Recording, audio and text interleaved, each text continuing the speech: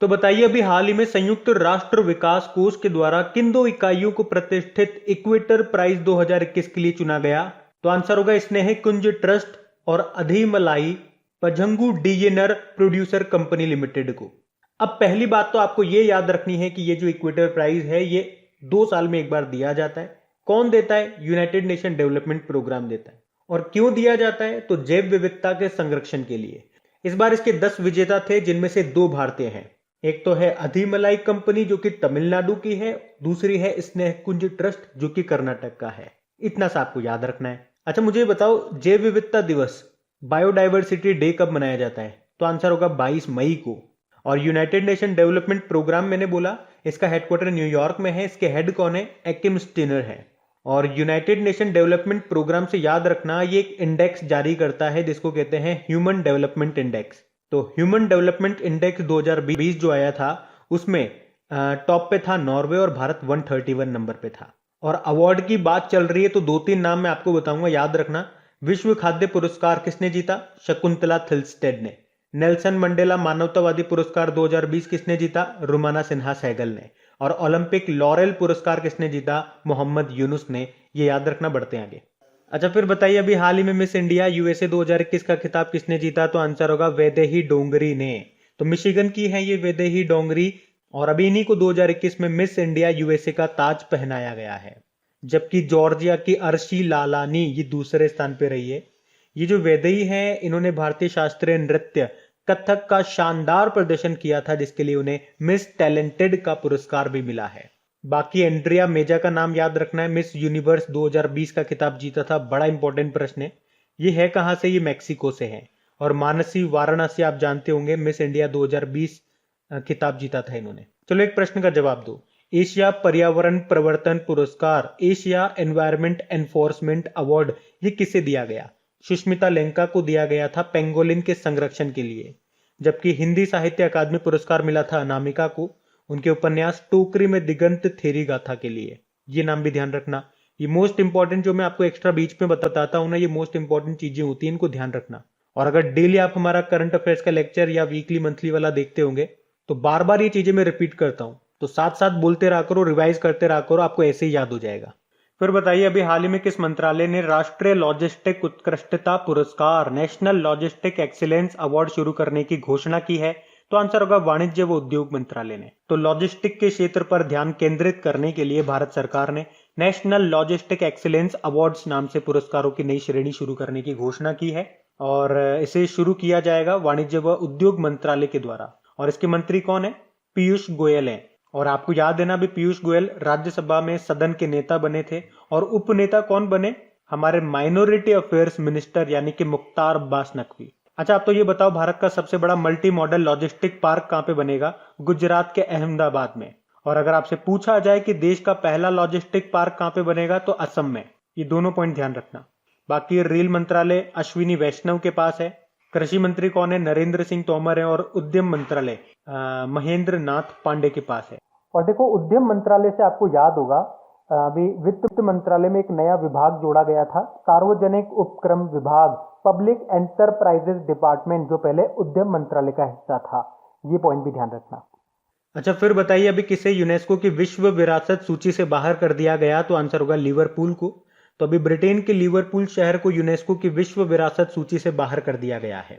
और इस तरह से ये प्रतिष्ठित सूची से हटाए जाने वाला तीसरा स्थान बन गया। इससे पहले 2007 में ओमान के एक वन्य जीव अभ्यारण्य को, 2009 में जर्मनी की एक साइट को इस सूची से बाहर कर दिया था। अच्छा इसे हटाया क्यों? क्योंकि शहर में नई इमारतों की योजना बनाई जा रही है जो कि साइट की विक्टोरिया विरासत को कमजोर कर देगी। यूनेस्को मतलब होता है United Nation Educational Scientific and Cultural Organization. Headquarter मिलेगा पेरिस फ्रांस में। डायरेक्टर जनरल ऑद्रे उजाले हैं। आपको पता है भारत में अभी टोटल कितनी वर्ल्ड हेरिटेज साइट हो चुकी है? 40 हो चुकी है। अभी 39 और 40 कौन सी बनी है ये तो मैं आपको आगे बताऊंगा, लेकिन अगर आपको पता है तो कमेंट बॉक्स में टाइप करिए। फिर बताइए अभी हाल ही में किस भारतीय शहर को यूनेस्को के द्वारा अपनी ऐतिहासिक शहरी लैंडस्केप परियोजना के तहत चुना गया है? तो आंसर होगा ग्वालियर और ओरछा को। तो ये जो प्रोजेक्ट है ना, ये जो परियोजना है, ये 2011 में शुरू हुई थी। और वैसे मैं आपको बता दूं कि दक्षिण एशिया के 6 शहर पहले से ही इस परियोजना में शामिल हैं, जिनमें से 2 भारत के हैं। कौन कौन से? अजमेर और वाराणसी। और अब ग्वालियर और ओरछा को दक्षिण एशिया के 7वें और 8वें शहर के रूप में शामिल कर लिया गया है। अब इससे होगा क्या? तो यूनेस्को इन शहरों के प्रबंधन और विकास पर ध्यान देगा और उनके सांस्कृतिक और ऐतिहासिक सुधार पर ध्यान देकर उसे विकसित करने का काम करेगा। तो यूनेस्को की ये जो परियोजना है ये 2011 में विरासत और संस्कृति के संरक्षण को ध्यान में रखते हुए दुनिया भर में शुरू की गई थी। आपको याद होगा यूनेस्को की विश्व धरोहर स्थल की संभावित सूची में 6 भारतीय स्थलों को शामिल किया गया था। वो 6 भारतीय स्थल कौन कौन से हैं? वाराणसी के गंगा घाट, तमिलनाडु के कांचीपुरम मंदिर, मध्य प्रदेश का सतपुड़ा टाइगर रिजर्व जो कि बड़ा इंपॉर्टेंट है, मध्य प्रदेश में नर्मदा घाटी के भेड़ा घाट और लमेता घाट, महाराष्ट्र सैन्य वास्तुकला और हीरे बैंकल मेगालिथिक साइट जो कि है कर्नाटक में। अभी आपको याद होगा यूनेस्को ने लिवरपूल को विश्व विरासत सूची से भी हटा दिया था। और वैसे अभी जो ग्रेट बैरियर रीफ है उसको विश्व धरोहर स्तर की डेंजर्स सूची में शामिल करने की सिफारिश की गई थी। कहां पर है ये ग्रेट बैरियर रीफ? ये ऑस्ट्रेलिया में है। ये विश्व की सबसे बड़ी प्रवाल भित्ति या इसी को विश्व की सबसे बड़ी मूंगे की दीवार या पानी का बगीचा भी कहा जाता है। बाकी यूनेस्को की बात करेंगे तो इसका हेडक्वार्टर मिलेगा आपको पेरिस, फ्रांस में। इसके डायरेक्टर जनरल औद्रे उजाले हैं। यूनेस्को मतलब हो गया United Nation Educational, Scientific and Cultural Organization. फिर बताइए अभी हाल ही में किसे अलेक्जेंडर डेल रिम्पल पुरस्कार से सम्मानित किया गया? तो आंसर होगा विनय बधवार को। तो भारत के प्रमुख हाइड्रोग्राफर वाइस एडमिरल हैं ये विनय बधवार, और अभी इन्हीं को ब्रिटिश सरकार ने हाइड्रोग्राफी और कार्टोग्राफी के क्षेत्र में उनके कार्यों के लिए ये अलेक्जेंडर डेल रिम्पल पुरस्कार से सम्मानित किया है। हाइड्रोग्राफर का मतलब क्या हो गया? जल से संबंधित मैपिंग करने को हाइड्रोग्राफर कहते हैं, और कार्टोग्राफर मतलब वो व्यक्ति जो मैप बनाता है, मानचित्रकार। बाकी शिवाजी बनर्जी मोहन बागान रत्न से सम्मानित होंगे ये। शकुंतला थिलस्टेड विश्व खाद्य पुरस्कार जीता इन्होंने। और नुक्लू फॉर्म बड़ा इंपॉर्टेंट नाम है, बड़े दिन बाद आया। व्हीटली अवार्ड 2021 इन्होंने जीता है, जिसे ग्रीन ऑस्कर भी कहते हैं। और पहले भारतीय बने ये पुरस्कार पाने वाले। अमूर फॉल्कन के संरक्षण के लिए मिला इनको ये पुरस्कार। कहां से है? नागालैंड से है। अच्छा, भारत के पहले चीफ ऑफ डिफेंस स्टाफ कौन है? बताओ जरा, कमेंट बॉक्स में टाइप करके बताओ। अच्छा, फिर बताइए अभी हाल ही में किसे differently abled sportsman of the year 2019 से सम्मानित किया गया? तो आंसर होगा प्रमोद भगत को। तो अभी वर्ल्ड नंबर 1 पैरा शटलर हैं ये प्रमोद भगत, जिनको 2019 के लिए इंडियन स्पोर्ट्स ऑनर में differently abled sportsman of the year चुना गया है। ये जो अवार्ड है ये कौन देता है? तो विराट कोहली फाउंडेशन के सहयोग से RPSG ग्रुप के द्वारा भारत की उत्कृष्ट खेल हस्तियों को हर साल ये पुरस्कार दिया जाता है। 2017 में इस पुरस्कार को स्थापित किया गया था, और प्रमोद भगत ने इस साल दुबई पैरा बैडमिंटन में 2 गोल्ड मेडल और 1 ब्रोंज जीता था, और इनको मिला है ये सम्मान। बाकी मरियप्पन थंगावेलु ये पैरा एथलीट हैं, हाई जंपर हैं, तमिलनाडु से हैं। इनसे 2 पॉइंट याद रखना। एक तो 2020 में राजीव गांधी खेल रत्न पुरस्कार मिला था 5 खिलाड़ियों के साथ में, इनको भी। और अभी टोक्यो पैरालंपिक में ये ध्वजवाहक हैं भारत के। बाकी बाला देवी अभी ऑल इंडिया फुटबॉल फेडरेशन महिला फुटबॉलर ऑफ द ईयर 2020-21 इनको चुना गया था। और मेंस फुटबॉलर किसको चुना गया था? संदेश जिंगम को। बाकी मनीषा कल्याण की बात करेंगे तो ऑल इंडिया फुटबॉल फेडरेशन महिला football emerging footballer of the year 2020-21 इनको चुना गया, जबकि पुरुषों में चुना गया था सुरेश वांगजम को। तो यहाँ पे बाला देवी का नाम आप मोस्टली याद रखिएगा, ये इंपॉर्टेंट है। फिर बताइए अभी हाल ही में किस टाइगर रिजर्व को अर्थ गार्जियन श्रेणी में नेट वेस्ट ग्रुप अर्थ हीरोज का पुरस्कार मिला? तो आंसर होगा सतपुड़ा टाइगर रिजर्व। कहां पर है ये? मध्य प्रदेश में है। और अभी इसे प्रकृति संरक्षण में सर्वश्रेष्ठ प्रबंधन यानी कि बेस्ट मैनेजमेंट के लिए अर्थ गार्जियन श्रेणी में अर्थ हीरोज का पुरस्कार मिला है। और इस पुरस्कार को कौन देता है? नेट वेस्ट ग्रुप, जो कहां का है? स्टॉकहोम का। और स्टॉकहोम से आपको याद आता होगा 1972 में स्टॉकहोम में ही पहला संयुक्त राष्ट्र मानव पर्यावरण सम्मेलन का आयोजन हुआ था। और 1972 में ही यूनाइटेड नेशन एनवायरनमेंट प्रोग्राम की स्थापना हुई थी, जिसका हेडक्वार्टर आपको मिलेगा नैरोबी, केन्या में। उसके अलावा स्टॉकहोम से क्या रिलेट कर पा रहे हो आप कि नोबेल पुरस्कार कहाँ पे दिए जाते हैं? स्टॉकहोम में ही दिए जाते हैं। लेकिन यहीं से प्रश्न बनता है कि एक नोबेल पुरस्कार कौन सा? शांति वाला नोबेल पीस प्राइज, वो कहाँ पे दिया जाता है? वो दिया जाता है ओस्लो, नॉर्वे में। ये आपको याद रखना है। बाकी हमने पढ़ा था भारत के 6 स्थलों को यूनेस्को की संभावित सूची में शामिल किया गया था। उनमें से एक ये भी था सतपुड़ा टाइगर रिजर्व। और टाइगर रिजर्व से आपको याद होगा अभी भारत का सबसे नया यानी कि 52वां। और राजस्थान का चौथा टाइगर रिजर्व कौन सा बना? Ramgarh Vishdhari tiger reserve. Pilibhit tiger reserve news था, ये उत्तर प्रदेश का है। एक्चुअली हम लोगों का टारगेट क्या है? बाघों को डबल करने का, उनकी संख्या को डबल करने का 2022 का, लेकिन इसने समय से पहले डबल कर लिया था और इसी के लिए इसको TX2 अवार्ड मिला था, बाघों की संख्या को दुगना करने के लिए।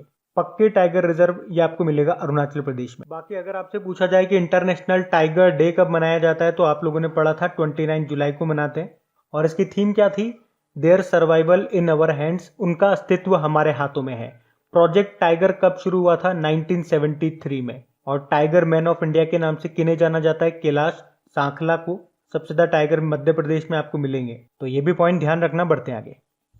अच्छा बताइए, वर्ष 2021 के लिए महाराष्ट्र भूषण पुरस्कार के किसे सम्मानित किया जाएगा? तो आंसर होगा आशा भोसले को। प्रसिद्ध प्लेबैक सिंगर है आशा भोसले, और इनको वर्ष 2021 के लिए महाराष्ट्र भूषण पुरस्कार दिया जाएगा। तो महाराष्ट्र भूषण पुरस्कार ये भारत में महाराष्ट्र सरकार के द्वारा हर साल दिया जाने वाला सर्वोच्च नागरिक सम्मान है। इसमें 10 लाख रुपए का नगद पुरस्कार दिया जाता है। और इनकी बहन जो थी लता मंगेशकर, उन्होंने 1997 में ये पुरस्कार जीता था, और अब 2021 के लिए इनको मिलेगा।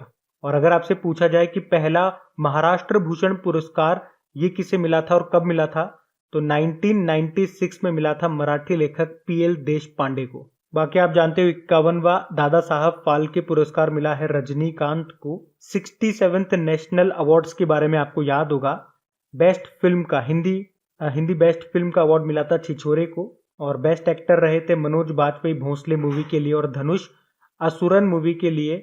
और बेस्ट एक्ट्रेस थी कौन? कंगना रनौत, पंगा और मणिकर्णिका मूवी के लिए। तो ये भी ध्यान रखना। बढ़ते आगे।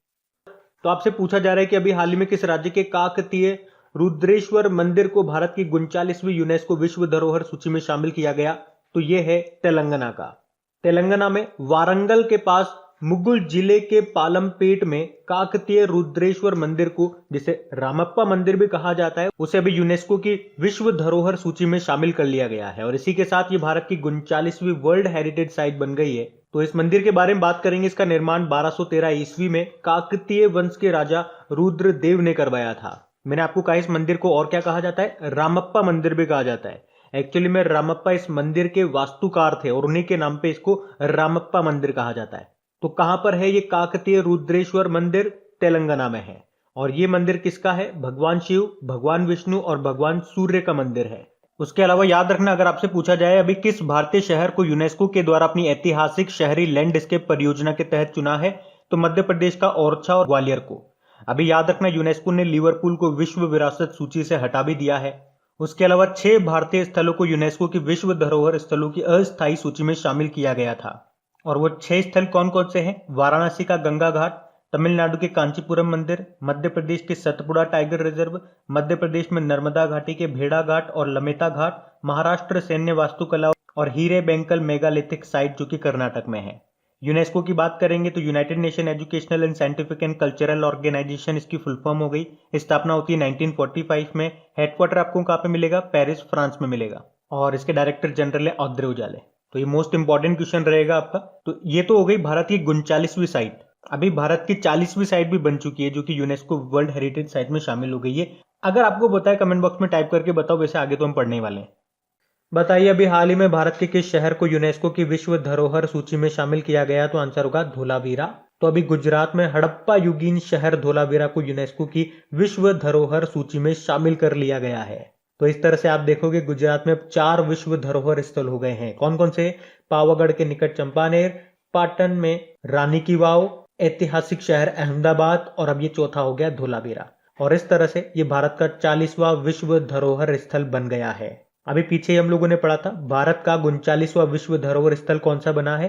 तेलंगाना का रुद्रेश्वर, या फिर उसे ही आप रामप्पा मंदिर भी बोलते हो। तो अब भारत के पास टोटल 40 विश्व धरोहर स्थल हैं, जिसमें से याद रखना 32 तो सांस्कृतिक स्थल हैं, 7 आपके प्राकृतिक हैं, और 1 आपका मिश्रित स्थल है। अच्छा, एक स्टैटिक प्रश्न यहाँ पे अगर आपका बनना चाहे तो ऐसे बन सकता है कि धोलावीरा की खोज किसने की थी? तो भारतीय पुरातत्व सर्वेक्षण अधिकारी थे JP जोशी, उन्होंने की थी 1967-68 में की थी।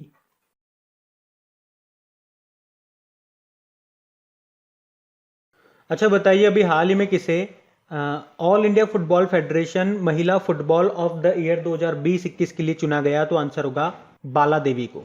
तो भारतीय महिला फुटबॉल टीम की फॉरवर्ड हैं ये बाला देवी, जिन्हें अभी वार्षिक AIFF पुरस्कार 2020-21 में महिला फुटबॉलर ऑफ द ईयर के रूप में चुना गया है। और बाला देवी ने तीसरी बार ये सम्मान जीता है। इससे पहले 2014 और 2015 में भी लगातार 2 साल बाला ने ये अवार्ड अपने नाम किया था। अच्छा, ये तो वुमेन्स कैटेगरी में बात हो गई।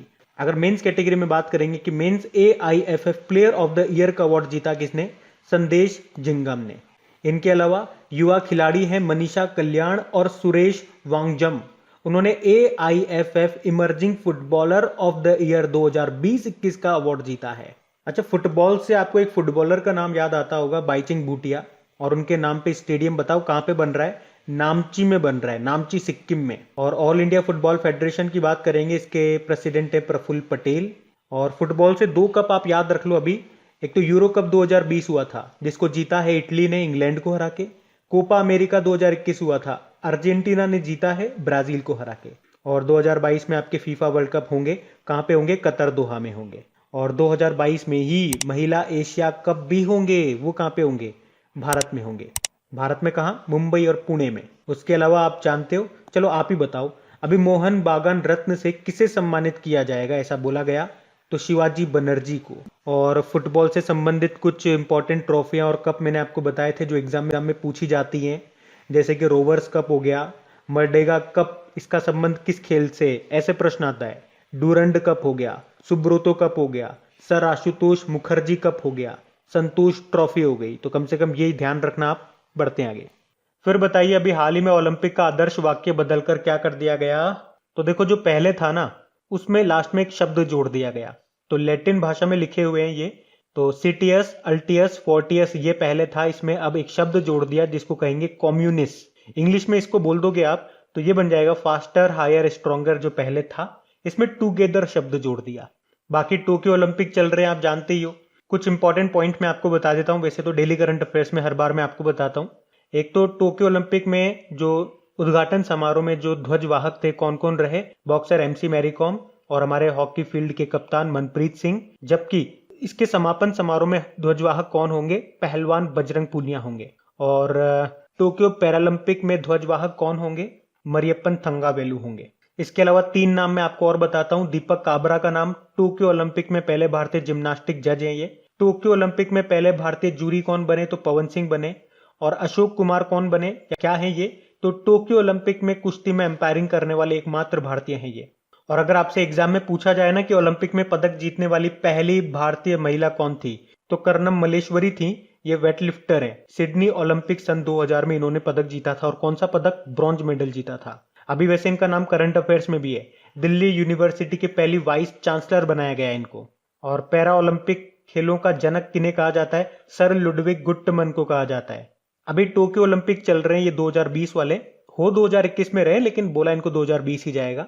तो ये समर ओलंपिक के ध्यान रखना। अगले समर ओलंपिक आपके होंगे पेरिस फ्रांस में 2024 में। फिर उसके बाद 2028 में होंगे लॉस एंजलिस में। और 2032 वाले कहां पे होंगे? ब्रिस्बेन ऑस्ट्रेलिया में होंगे। अच्छा, टोक्यो ओलंपिक में अभी भारत के लिए कौन कौन मेडल लेकर के आया है ये मैं आपको आगे प्रश्न में कराऊंगा ही सही। अगर आपको पता है तो वीडियो को पॉज करके नीचे कमेंट बॉक्स में टाइप करके बताओ। अच्छा बताइए, अभी हाल ही में किस भारतीय निशानेबाज ने पेरू में चल रहे पैरा स्पोर्ट्स कप में वर्ल्ड रिकॉर्ड बनाया? तो आंसर होगा रुबिना फ्रांसिस ने। मध्य प्रदेश की निशानेबाज हैं ये रुबिना फ्रांसिस, जिन्होंने अभी पेरू में चल रहे पैरा स्पोर्ट्स कप में वर्ल्ड रिकॉर्ड बनाया।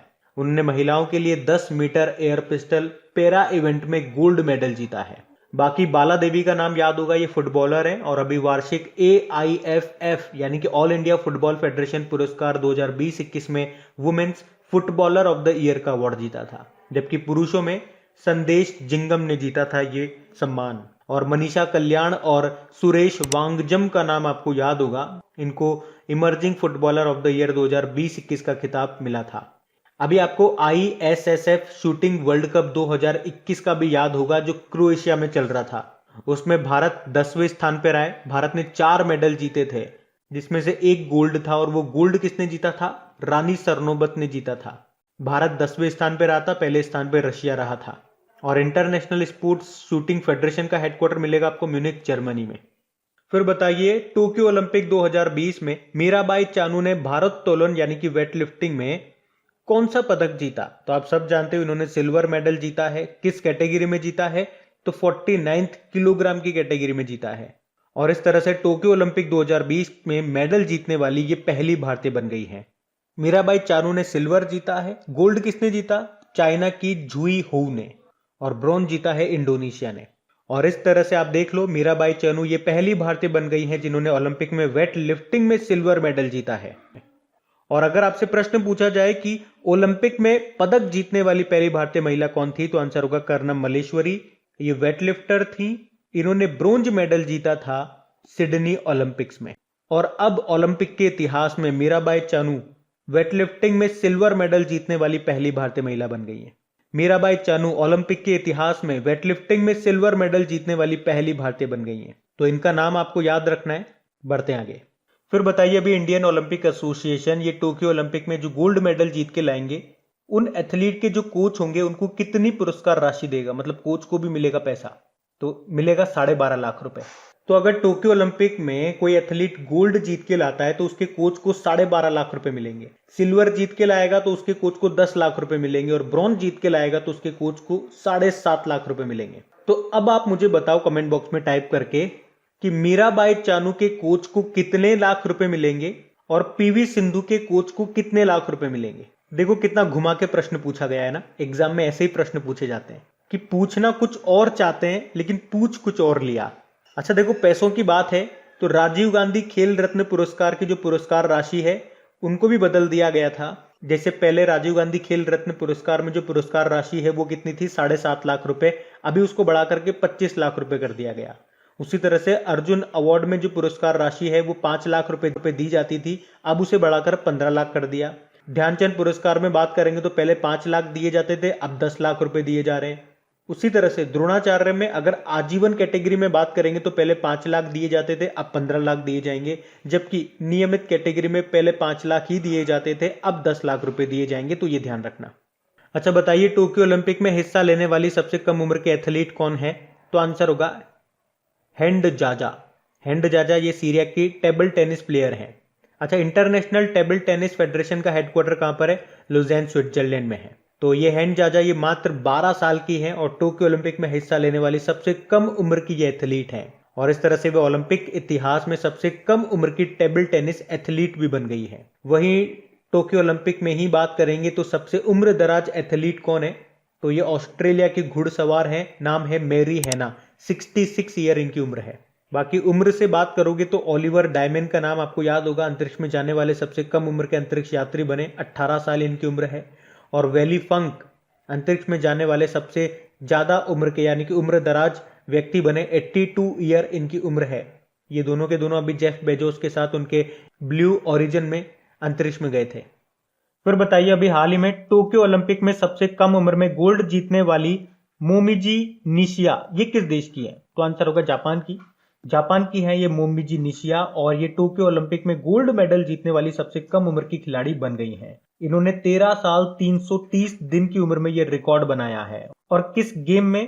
तो स्केट बोर्डिंग में। और आपको बता दूं कि स्ट्रीट स्केट बोर्डिंग को पहली बार ओलंपिक में शामिल किया गया है। वैसे अगर आपसे पूछा जाए कि टोक्यो ओलंपिक में कितने नए गेम्स को शामिल किया गया तो आंसर करना 5 को। कौन कौन से? सुन लो, बेसबॉल है, कराटे है, स्केट बोर्डिंग हो गया, सर्फिंग हो गया और स्पोर्ट्स क्लाइंबिंग हो गया। अब ये तो हम प्रश्न पढ़ रहे हैं कि टोक्यो ओलंपिक में सबसे कम उम्र की गोल्ड जीतने वाली कौन है? मोमिजी निशिया है, जापान की है। लेकिन अगर आपसे पूछा जाए कि पूरे ओलंपिक के इतिहास में गोल्ड मेडल जीतने वाली सबसे युवा खिलाड़ी कौन है तो आंसर होगा मार्जरी गेस्ट्रिंग। वे अमेरिका की गोताखोर हैं और किस उम्र में उन्होंने गोल्ड जीता था? तो 13 ईयर 260 दिन की थी जब उन्होंने गोल्ड जीता था। 1936 के ओलंपिक की वो घटना है। बाकी टोक्यो ओलंपिक का पहला गोल्ड किसने जीता? चाइना की यांग कियान ने जीता है महिलाओं की 10 मीटर एयर राइफल में। टोक्यो ओलंपिक इसके शुभंकर मैस्कॉट भी याद रखना, मिराइतोवा और सोमाइती तो पैरालंपिक का है। और टोक्यो ओलंपिक से जितने भी इंपॉर्टेंट क्वेश्चंस थे मैं आपको ऑलरेडी बता ही चुका हूं। तो अभी हम बढ़ते हैं आगे। और देखो आप सभी को पता है टोक्यो ओलंपिक 2020 खत्म हो गए, पर अब इससे संबंधित प्रश्न आपके एग्जाम में आना शुरू हो जाएंगे। तो केवल आप लोगों के लिए मोस्ट इंपॉर्टेंट सेलेक्टेड क्वेश्चंस वो भी बिल्कुल पॉइंट टू पॉइंट बिना किसी फालतू बकवास के मैंने तैयार करके उसका एक एक्सक्लूसिव ऑडियो बना करके अपलोड कर दिया है। तो चाहो कुछ सुनो मत सुनो, उस ऑडियो को जरूर सुन लेना। छोटा सा ऑडियो है, लेकिन आपके एग्जाम में उससे बाहर प्रश्न नहीं आएंगे, क्योंकि सारे क्वेश्चन ही हम लोगों ने कवर कर लिए। अब ये आपकी ड्यूटी बनती है 3-4 बार उसे सुन लेना जब भी आपको वक्त मिले, ताकि वो आपको याद हो जाए। ऑडियो का लिंक आपको नीचे डिस्क्रिप्शन में मिल जाएगा, टोक्यो ओलंपिक इंपॉर्टेंट क्वेश्चंस करके। जैसे ही आप उस लिंक पे क्लिक करोगे, मेरी ऑडियो प्रोफाइल खुल जाएगी। वहां जाकर के उस ऑडियो को और उससे पहले जितने भी इंपॉर्टेंट ऑडियोज अपलोड हुए हैं उन सभी को आप सुन सकते हैं। और वहां पे फॉलो बटन को प्रेस करके आप मुझे फॉलो कर लेना, पास में बेल आइकन को जरूर दबा लेना, ताकि जब भी इस तरह के ऑडियोज अपलोड हो उनका नोटिफिकेशन सबसे पहले आपको मिल सके। और बहुत मेहनत से मैंने आप लोगों के लिए बनाया है, तो उसे लाइक करके अपने दोस्तों के साथ में शेयर जरूर करना। अभी हम बढ़ते हैं आगे। अच्छा बताइए, अभी हाल ही में विश्व कैडेट कुश्ती चैंपियनशिप 2021 में भारत ने टोटल कितने मेडल जीते हैं? तो आंसर होगा 13। अच्छा देखो, पहला प्रश्न तो यही बन जाता है कि ये वर्ल्ड कैडेट चैंपियनशिप 2021 ये कहां पे हुआ? ये हंगरी के बुडापेस्ट में हुआ। और यहां भारत ने टोटल 13 मेडल जीते हैं, जिनमें से 5 गोल्ड हैं, 1 सिल्वर है और 7 ब्रोंज मेडल है। और आपको याद होगा इसमें प्रिया और मनु ने गोल्ड जीत करके इतिहास रचा था। अच्छा फिर बताइए, अभी हाल ही में किसने राष्ट्र महिला ऑनलाइन शतरंज का खिताब जीत लिया? तो आंसर होगा वंतिका अग्रवाल ने।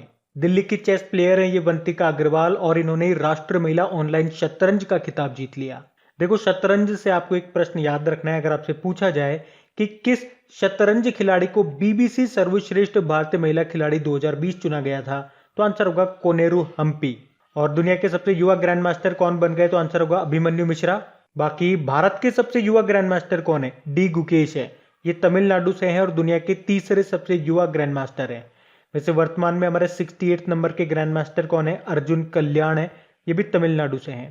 पहले ग्रैंड मास्टर कौन थे? विश्वनाथ आनंद थे। इनकी बायोग्राफी है माइंड मास्टर। और देश की पहली महिला ग्रैंड मास्टर कौन है? एस विजय लक्ष्मी है। अच्छा याद रखना, विश्वनाथ आनंद को ही 1991-92 में पहला राजीव गांधी खेल रत्न पुरस्कार मिला था। आप कमेंट बॉक्स में आप लोग टाइप करके बताइए कि अभी राजीव गांधी खेल रत्न पुरस्कार का नाम बदल के क्या कर दिया गया है। वैसे हम आगे पढ़ेंगे इसको, लेकिन अभी आप डेली करंट अफेयर्स देखते होंगे ना, तो आपको याद होना चाहिए। बताओ मुझे। एक और प्रश्न का जवाब दो। भारत में पहली बार चेस एकेडमी ये कहां पे स्थापित की जाएगी? उड़ीसा की कैपिटल भुवनेश्वर में। चेस डे कब मनाते हैं? 20 जुलाई को मनाते हैं। और चेस को रेगुलेट करने वाली बॉडी है फिडे। फिडे का हेडक्वार्टर मिलेगा आपको लुज़ेन स्विट्जरलैंड में। और यहीं पे आपको और लुज़ेन स्विट्जरलैंड में किस किस का हेडक्वार्टर मिल जाएगा? ट्रिक से याद किया था हम लोगों ने। याद करो, टॉप 5 करंट अफेयर्स वाली सीरीज में मैंने आपको ट्रिक से याद करवाया था। तो किस किस का हेडक्वार्टर मिलेगा? इंटरनेशनल ओलंपिक कमेटी का। टेबल टेनिस से याद आया, टेबल टेनिस फेडरेशन का। चेस खेला था फिडे का हो गया। हॉकी बच्चे लेके आगे थे इंटरनेशनल हॉकी फेडरेशन का। तो याद रखना, बढ़ते आगे। फिर बताइए, अभी किस देश ने ओलंपिक में अपना पहला गोल्ड जीता है? तो आंसर होगा फिलीपींस ने। तो अभी वेटलिफ्टर हिडिलीन डियाज या ओलंपिक में गोल्ड जीतने वाली फिलीपींस की पहली एथलीट बनकर इतिहास रच दिया इन्होंने 55 किलोग्राम कैटेगरी में। और इस तरह से फिलीपींस का ओलंपिक में ये पहला गोल्ड है। अच्छा, गोल्ड से आपको याद आएगा, गोल्डन राइस का व्यावसायिक उत्पादन की मंजूरी देने वाला पहला देश कौन सा बना? तो आंसर होगा फिलीपींस। और अभी टोक्यो ओलंपिक में सबसे कम उम्र में गोल्ड जीता था किसने? मोमिजी निशिया ने। ये जापान की हैं। स्केट बोर्डिंग में इन्होंने गोल्ड जीता था। स्केट बोर्डिंग पहली बार इस गेम को शामिल किया गया है। बाकी टोक्यो ओलंपिक से तो कई बार मैं आपको बता चुका हूं। फिलीपींस की बात कर लेते हैं। इसकी कैपिटल मनीला है। मनीला में आपको एशियन डेवलपमेंट बैंक का हेडक्वार्टर मिल जाएगा। करेंसी पीसो है। प्रेसिडेंट है रोद्रिगो दुतर्ते। और यहाँ पे भारतीय राजदूत एम्बेसडर कौन है? शंभू एस कुमारन है। अच्छा फिर बताइए, अभी हाल ही में ओलंपिक में स्वर्ण पदक जीतने वाला सबसे छोटा देश कौन सा बन गया? तो आंसर होगा बरमूडा। बरमूडा ये अटलांटिक महासागर का एक द्वीप देश है। और इसकी एक एथलीट हैं जिनका नाम है फ्लोरा डफी। और उन्होंने टोक्यो ओलंपिक के महिला ट्रायथलॉन में गोल्ड मेडल जीत लिया। और इसी के साथ बरमूडा ओलंपिक के इतिहास में गोल्ड मेडल जीतने वाला ये देश बन गया। ये इतना छोटा देश है कि इसकी पॉपुलेशन लगभग 62,000 है। और इसने अभी टोक्यो ओलंपिक में केवल 2 खिलाड़ी भेजे थे, जिसमें से एक ने गोल्ड जीत लिया। तो बरमूडा से आपको याद आएगा, बरमूडा ट्रायंगल ये किस महासागर में है? तो अटलांटिक महासागर में। बरमूडा की कैपिटल हैमिल्टन है। करेंसी है बरमूडियन डॉलर।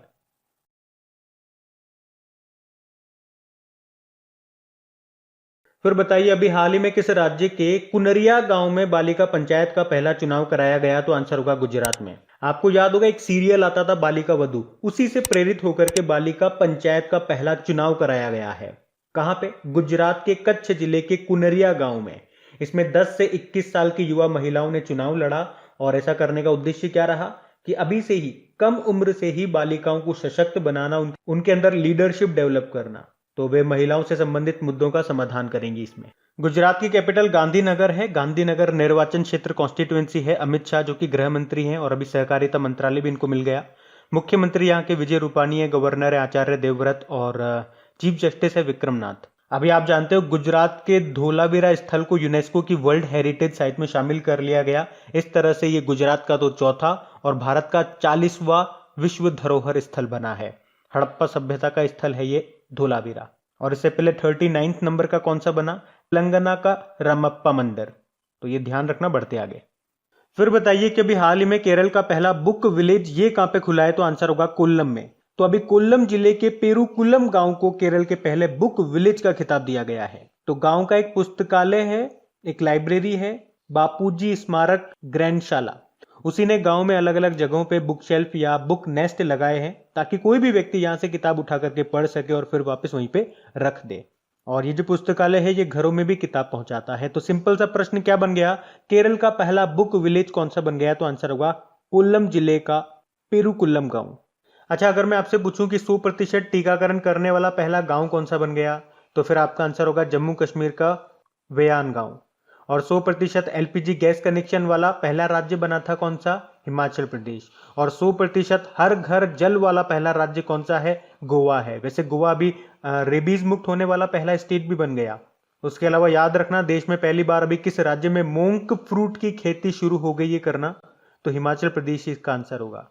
और आपसे पूछे कि जीनोम सीक्वेंसिंग वाला भारत का पहला राज्य कौन सा है? तो आंसर होगा राजस्थान।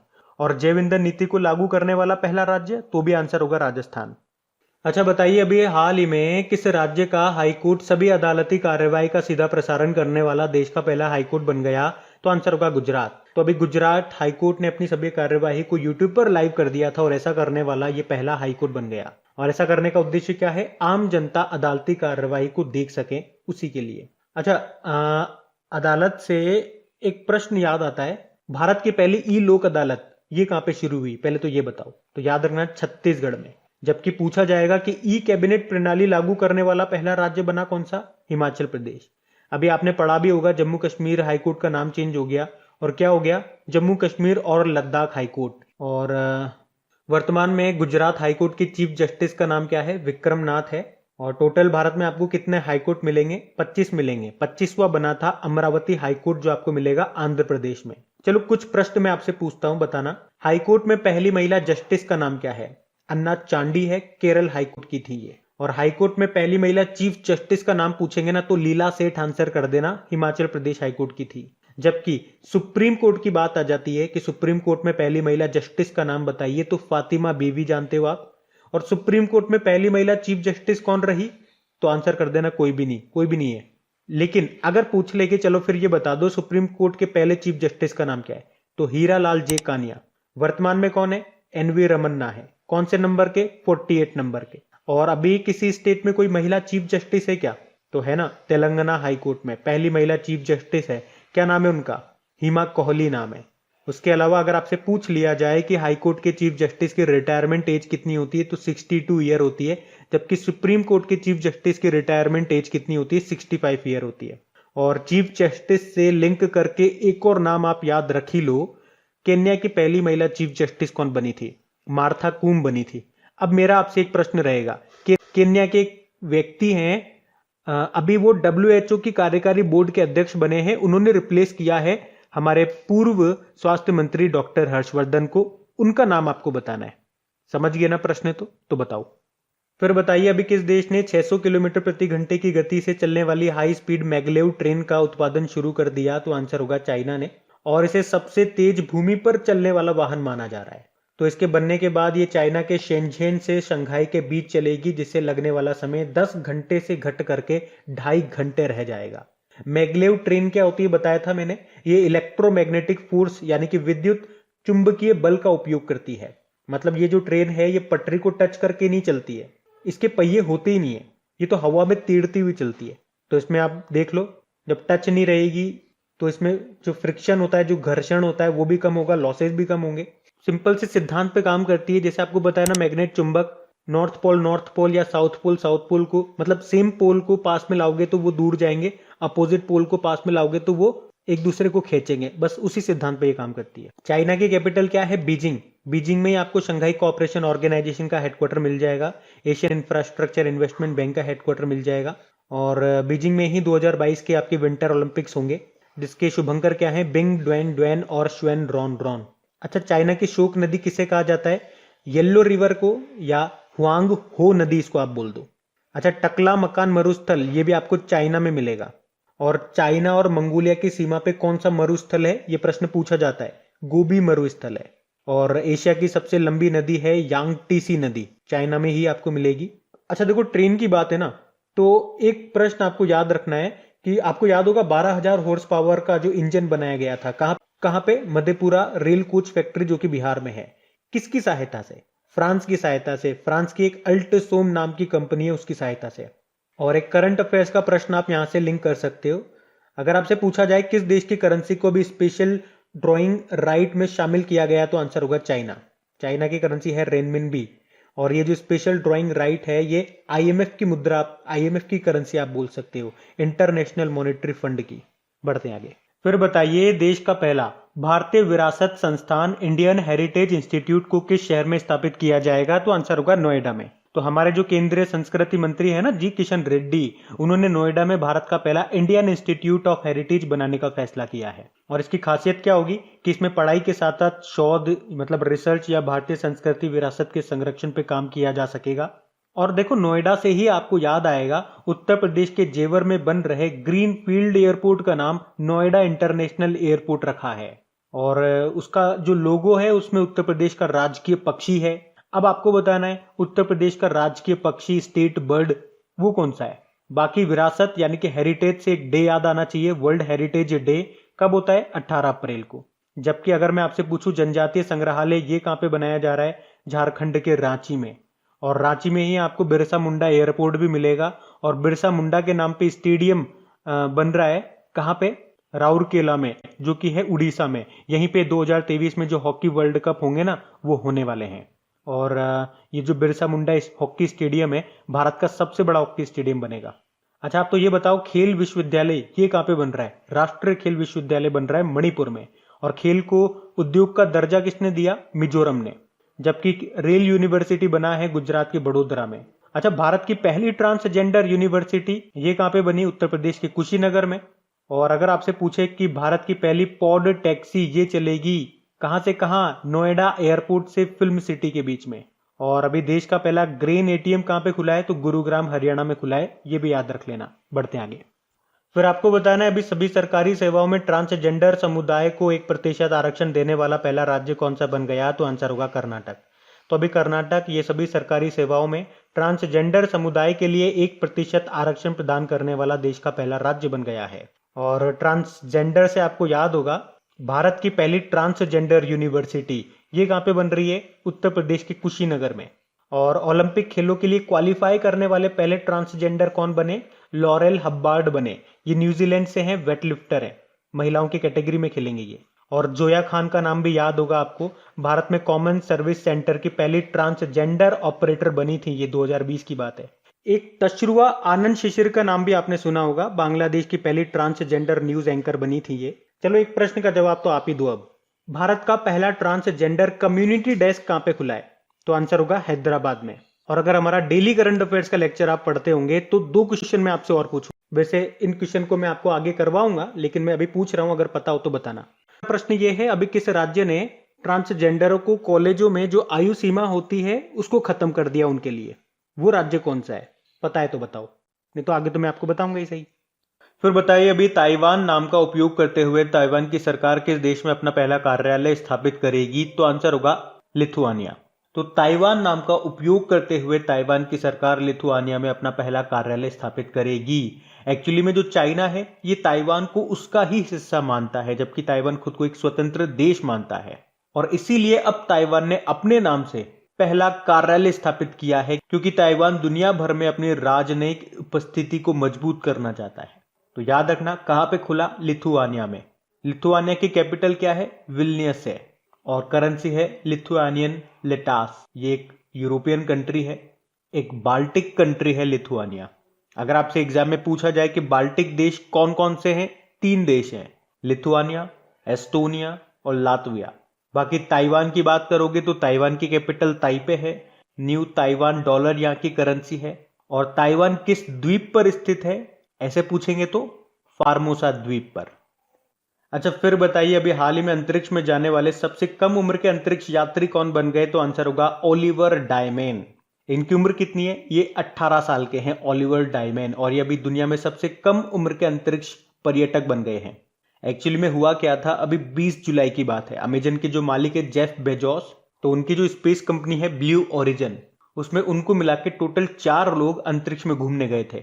उन 4 में से एक तो सबसे कम उम्र के अंतरिक्ष यात्री बन गए, उनका नाम तो है ओलिवर डायमेन। और उसी के साथ उन चारों में ही एक व्यक्ति ऐसे थे जो अंतरिक्ष में जाने वाले सबसे उम्रदराज व्यक्ति बन गए, उनका नाम है वैली फंक। उनकी उम्र है 82 ईयर। बाकी एक व्यक्ति खुद जेफ बेजोस थे और एक उनके भाई थे मार्क बेजोस।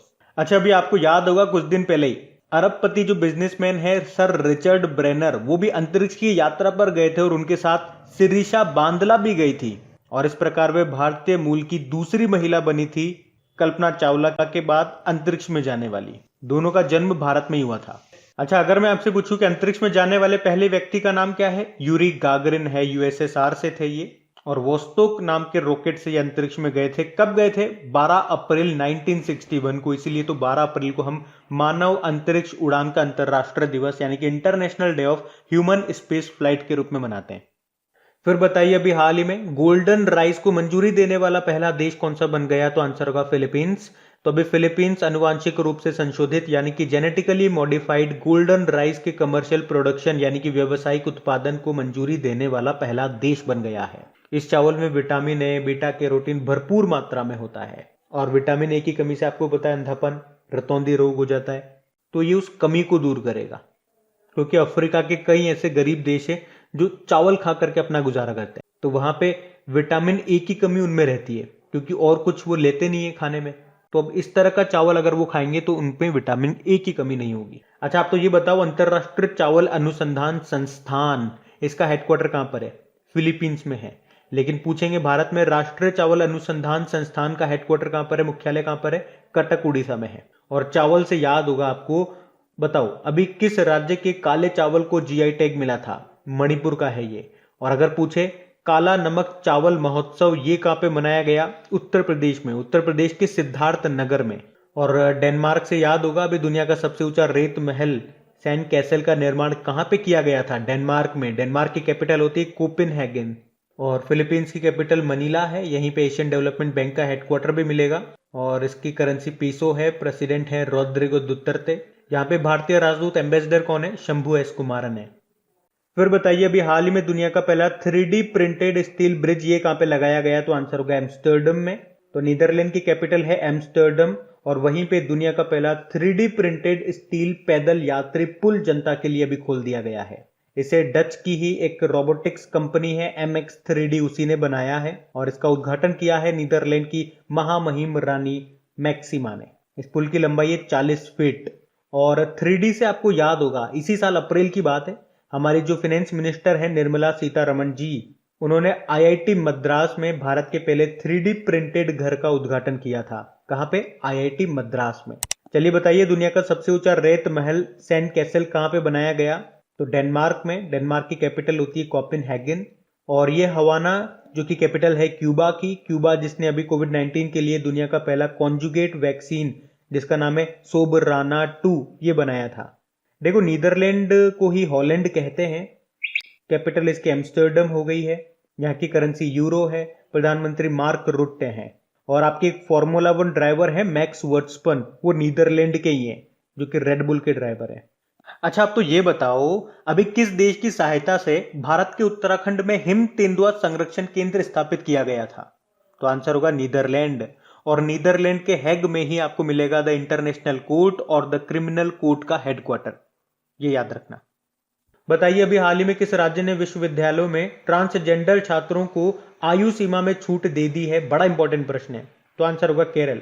देखो आपको याद होगा सन 2014 में भारत के सुप्रीम कोर्ट ने ट्रांसजेंडर को थर्ड जेंडर घोषित किया था और ऐसा करने वाला भारत पहला देश बना था। उसके बाद 2015 में ट्रांसजेंडर पॉलिसी लाने वाला देश का पहला राज्य बना था केरल। और अभी कुछ दिन पहले ही हम लोगों ने पढ़ा था कि कर्नाटक सरकारी नौकरी में ट्रांसजेंडरों को 1% आरक्षण देने वाला पहला राज्य बना। और अब हम लोग पढ़ रहे हैं कि केरल ने विश्वविद्यालयों में प्रवेश पाने वाले ट्रांसजेंडर छात्रों की एज लिमिट को खत्म कर दिया है। देखो विश्वविद्यालयों से कुछ पॉइंट आपको याद दिला दूं। एक तो अभी इंडियन हेरिटेज इंस्टीट्यूट बनेगा कहां पे? नोएडा में। खेल विश्वविद्यालय, राष्ट्रीय खेल विश्वविद्यालय कहां पे स्थापित किया जा रहा है? मणिपुर में। और अगर पूछा जाए कि खेल को उद्योग का दर्जा किसने दिया, तो मिजोरम ने। पहली ट्रांसजेंडर यूनिवर्सिटी कहां पे बनेगी? तो कुशीनगर में। रेल यूनिवर्सिटी कहां पे बनी? तो गुजरात के बड़ोदरा में। और अभी दिल्ली स्पोर्ट्स यूनिवर्सिटी की पहली वाइस चांसलर किसे बनाया गया? कर्नम मल्लेश्वरी को। कर्नम मल्लेश्वरी कौन है? ओलंपिक में पदक जीतने वाली पहली भारतीय महिलाएं, वेटलिफ्टर थी ये। सिडनी ओलंपिक में इन्होंने ब्रोंज मेडल जीता था। और अभी पूछा जाए कि ओलंपिक के इतिहास में पहली भारतीय महिला वेटलिफ्टर कौन बन गई है जिन्होंने सिल्वर मेडल जीता है? तो मीराबाई चानू आंसर होगा।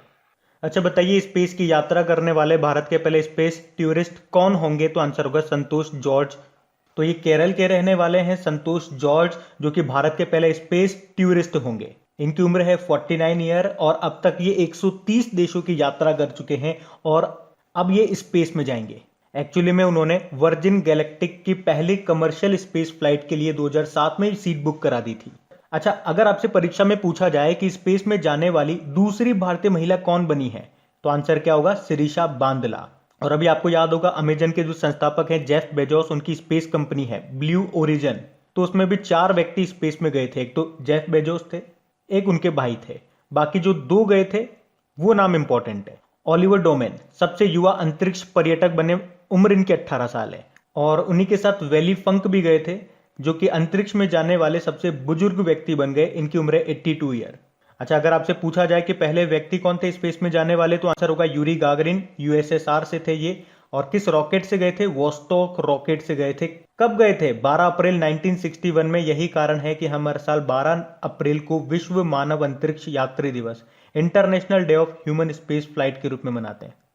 फिर बताइए कौन सा देश दुनिया का पहला स्वच्छ परमाणु रिएक्टर एक्टिव करेगा? तो आंसर होगा चाइना। तो अभी चाइना ने कहा है कि वे जल्द ही दुनिया का पहला स्वच्छ परमाणु रिएक्टर एक्टिव करेगा, जिसे ठंडा करने के लिए पानी की आवश्यकता नहीं होती है। ये जो रिएक्टर है ये यूरेनियम की बजाय तरल थोरियम पर चलेगा, जिससे ये पारंपरिक रिएक्टरों की तुलना में अधिक सुरक्षित होगा। अब इसे पानी की आवश्यकता नहीं है तो ये रेगिस्तानी क्षेत्रों में भी काम करने में सक्षम होंगे। अच्छा एक क्वेश्चन पूछूं आपसे मैं, बताइए अभी परमाणु ऊर्जा का उत्पादन करने वाला अरब दुनिया का पहला देश कौन सा बना? तो आंसर होगा यूनाइटेड अरब अमीरात। और उस प्लांट का नाम है बराका न्यूक्लियर पावर प्लांट। बाकी आपको याद होगा दुनिया का पहला 3D प्रिंटेड स्टील ब्रिज कहां पे लगाया गया? ये एम्स्टर्डम में लगाया गया, जो कि नीदरलैंड की कैपिटल है। और दुनिया का सबसे ऊंचा रेत महल सैंड कैसल कहां पे बनाया गया? तो आंसर होगा डेनमार्क में। बाकी चाइना की कैपिटल बीजिंग है। बीजिंग में याद रखना शंघाई कोऑपरेशन ऑर्गेनाइजेशन का हेडक्वार्टर है और एशियन इंफ्रास्ट्रक्चर इन्वेस्टमेंट बैंक का हेडक्वार्टर भी यहीं पर है। और 2022 में ही जो विंटर ओलंपिक्स होंगे बीजिंग में ही होंगे, जिनके शुभंकर मैस्कोट क्या है? बिंग ड्वेन ड्वेन और श्वेन रॉन रॉन। बताइए अभी हाल ही में गुणवत्तापूर्ण पेयजल उपलब्ध यानी कि हाई क्वालिटी ड्रिंकिंग वाटर उपलब्ध कराने वाला भारत का पहला शहर कौन सा बन गया? तो आंसर होगा पुरी। मतलब अब यहाँ पे सभी घरों में लोगों को 24 घंटे नल मिलेगा और नल से शुद्ध पानी का जल मिलेगा। मतलब अब उन्हें वाटर को स्टोर करने की या फिल्टर वगैरह यूज करने की जरूरत नहीं है, एक्वागार्ड वगैरह लगाने की जरूरत नहीं है। फिल्टर पानी आएगा उनके नलों में, वो भी 24 घंटे। और इसके लिए कौन सा मिशन है? सुजल मिशन चलाया था। अच्छा वैसे अगर पूछा जाए कि केंद्र सरकार का हर घर जल पहुंचाने का लक्ष्य कब का है? 2024 का है, याद रखना। बाकी अगर आपसे पूछा जाए कि हर घर जल वाला देश का पहला राज्य कौन सा बन गया, तो आंसर होगा गोवा। गोवा तो अभी पहला स्टेट भी बन गया रेबीज मुक्त होने वाला। बाकी बताइए गोल्डन राइस को मंजूरी देने वाला पहला देश कौन सा बना? तो आंसर होगा फिलीपींस। और 100% एलपीजी कनेक्शन वाला पहला राज्य अभी हिमाचल प्रदेश बना था।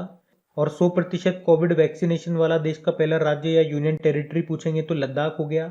100% वैक्सीनेशन वाला पहला गांव पूछेंगे तो वेयान गांव हो गया जम्मू कश्मीर का। तो ये सारे कुछ इंपॉर्टेंट पॉइंट्स हैं, इनको ध्यान रखना। और एक प्रश्न मैं आपसे पूछ लेता हूँ, 100% टीकाकरण करने वाला पहला शहर कौन सा बन गया, ये बताओ। हम इसको आगे पढ़ने वाले हैं, वैसे आता है तो बताओ कमेंट बॉक्स में, बढ़ते हैं आगे। अच्छा फिर बताइए, अभी हाल ही में अंतरराष्ट्रीय स्वच्छ वायु उत्प्रेरक कार्यक्रम के लिए चयनित होने वाला देश का एकमात्र शहर कौन सा बन गया? तो आंसर होगा इंदौर। तो मध्य प्रदेश का जो ये इंदौर शहर है, ये भारत का सबसे स्वच्छ शहर है, आप जानते ही हो। लेकिन अब ये अंतरराष्ट्रीय स्वच्छ वायु उत्प्रेरक कार्यक्रम यानी कि international clean air catalyst programme के लिए चयनित होने वाला देश का एकमात्र शहर बन गया है। तो किस शहर ने स्वच्छ वायु के लिए कौन कौन से कार्य किए, कौन कौन से प्रोजेक्ट चलाए, क्या क्या प्रयास किए, उन सबको आधार बना करके इसे इसमें शामिल किया गया है। और इसके आधार पर पूरे विश्व में केवल 2 ही शहरों को चुना गया है। भारत से तो इंदौर हो गया, और एक कौन सा है? एक इंडोनेशिया का जकार्ता है। जकार्ता आप जानते हो, जहां पे आसियान का हेडक्वार्टर है। बाकी इंदौर से 2 पॉइंट आप याद रखना, एक तो आपको याद ही है भारत का सबसे स्वच्छ शहर है ये। उसके अलावा भारत में स्मार्ट सिटी 2020 का अवार्ड किसे किसे मिला था? एक तो इंदौर को और एक सूरत को, तो ये भी ध्यान रखना। बाकी अगर आपसे प्रश्न पूछा जाएगा कि राष्ट्रीय डॉल्फिन अनुसंधान केंद्र ये कहां पे स्थापित किया जाएगा? बिहार के पटना में, और ये एशिया का पहला डॉल्फिन रिसर्च सेंटर होगा। लेकिन पूछा जाए कि भारत का पहला first movable fresh water tunnel aquarium कहां पे स्थापित किया गया? तो आंसर होगा बेंगलुरु में। और 24 घंटे नल से स्वच्छ पानी देने वाला पहला शहर कौन सा बन गया? तो पुरी। और आपसे पूछ ले कि अमोनिया मुक्त भारत सूचकांक 2020-21 जो आया था, उसमें कौन सा राज्य टॉप पे रहा? तो आंसर होगा मध्य प्रदेश। बाकी अगर आपसे पूछे एनीमिया मुक्त भारत सूचकांक 2020-21 आया था, उसमें कौन सा राज्य टॉप पे रहा? तो आंसर होगा मध्य प्रदेश। एनीमिया जो है विटामिन B9 की कमी के कारण होता है, और इसी को विटामिन B9 को ही फॉलिक एसिड भी कहते हैं, ध्यान रखना। बढ़ते हैं आगे। अच्छा बताइए, अभी हाल ही में प्लेटिनम रेटिंग प्राप्त करने वाला भारत का पहला हरित औद्योगिक क्षेत्र कौन सा बन गया है? तो आंसर होगा कांडला विशेष आर्थिक क्षेत्र, यानी कि कांडला स्पेशल इकोनॉमिक जोन। अच्छा पहली बात तो ये कि ये कांडला विशेष आर्थिक क्षेत्र ये कहां पर है? तो आंसर होगा गुजरात में। दूसरी बात ये कि ये अभी इंडियन ग्रीन बिल्डिंग काउंसिल की औद्योगिक शहरों की श्रेणी में प्लेटिनम रेटिंग प्राप्त करने वाला भारत का पहला हरित औद्योगिक शहर बन गया है। ये जो कांडला विशेष आर्थिक क्षेत्र है, ये देश का सबसे पुराना निर्यात क्षेत्र है, और अब ये भारत का पहला हरित औद्योगिक क्षेत्र बन गया है प्लेटिनम रेटिंग पाने वाला। एक्चुअली में ये जो स्पेशल इकोनॉमिक जोन है, ये अपने हरित आवरण का विस्तार करने, 68 प्रजातियों के पेड़ उगाने और 28 किस्मों के पक्षियों को आकर्षित करने में कामयाब रहा है। वरना एक समय ऐसा भी था जब इस क्षेत्र में बिना किसी वनस्पति के नमक युक्त खाली जमीन हुआ करती थी। और कांडला से आप याद रखो कांडला बंदरगाह, कांडला पोर्ट, जिसका नाम अभी दीनदयाल उपाध्याय बंदरगाह कर दिया गया था। अब ये तो क्वेश्चन हो गया, कुछ इंपॉर्टेंट पॉइंट्स मैं आपको यहां से रिलेट करके बताता हूं गुजरात से ही। देखो पहले तो आप प्रश्न का जवाब दो, भारत का पहला समुद्री मध्यस्थता केंद्र ये कहां पे बनेगा? तो याद रखना गांधीनगर गुजरात में। और सबसे इंपॉर्टेंट तो ये बन जाएगा कि अभी गुजरात के कितने स्थल यूनेस्को की विश्व धरोहर सूची में शामिल हो गए? तो आंसर होगा 4। अभी चौथा बना था धोलावीरा। और याद रखना धोलावीरा का स्थानीय नाम क्या है? कोटाडा टिम्बा।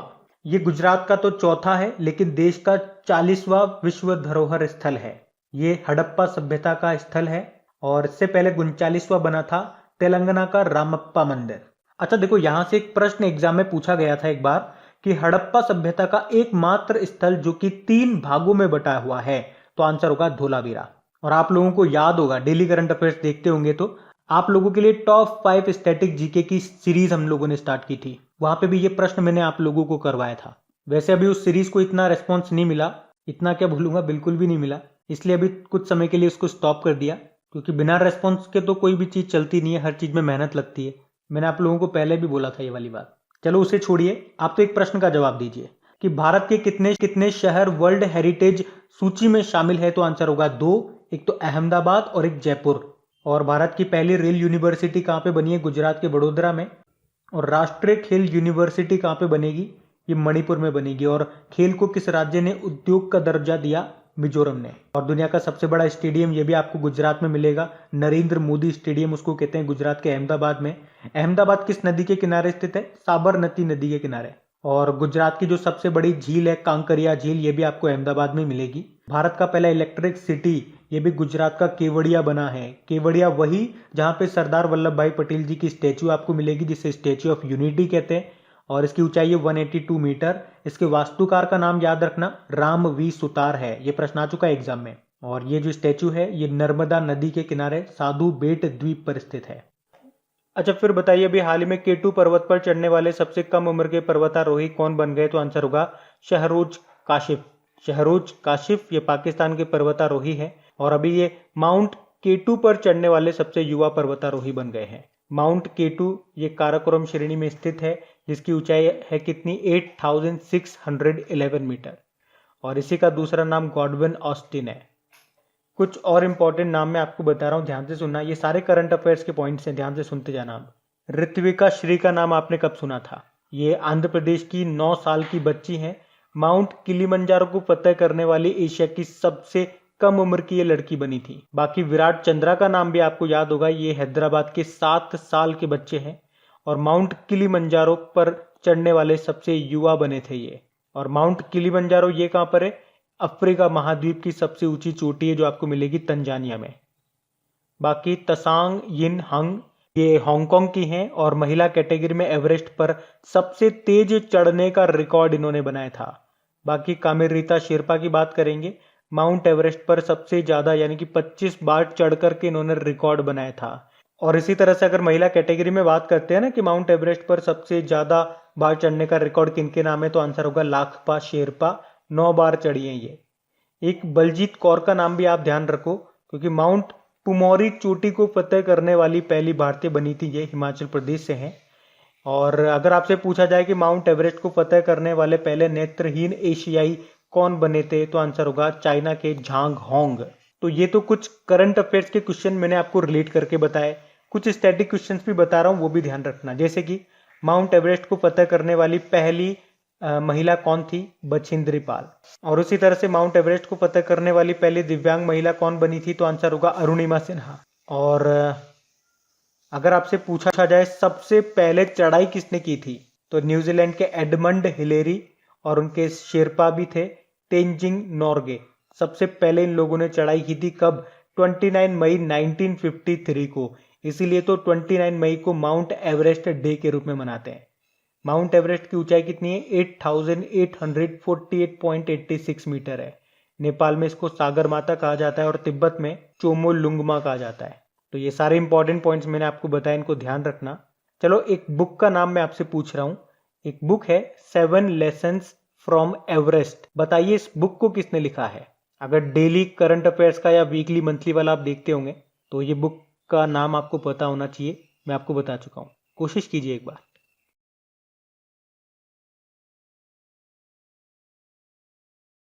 अगला प्रश्न बताइए अभी हाल ही में पेरू के नए राष्ट्रपति कौन बन गए? तो आंसर होगा पेड्रो कैस्टिलो।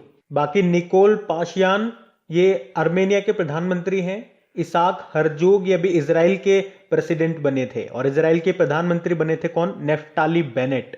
पेरू की कैपिटल होती है लीमा, करेंसी इसकी है सोल। अच्छा, यहां से एक पॉइंट आप ध्यान रखना, प्रश्न पूछा जाता है एग्जाम में कि अटाकामा का जो मरुस्थल है ये कहां पर है? ये विश्व का सबसे शुष्कतम मरुस्थल है, इसलिए ये प्रश्न इंपॉर्टेंट है। तो वैसे तो दक्षिणी अमेरिका में मिलेगा, किस देश में? तो चिली में आपको मिलेगा, लेकिन कुछ अंश इसका कुछ भाग आपको पेरू में भी मिल जाएगा, तो ये आप ध्यान रखना। यहाँ पे पेरू आ गया इसलिए मैंने आपको वो पॉइंट बता दिया।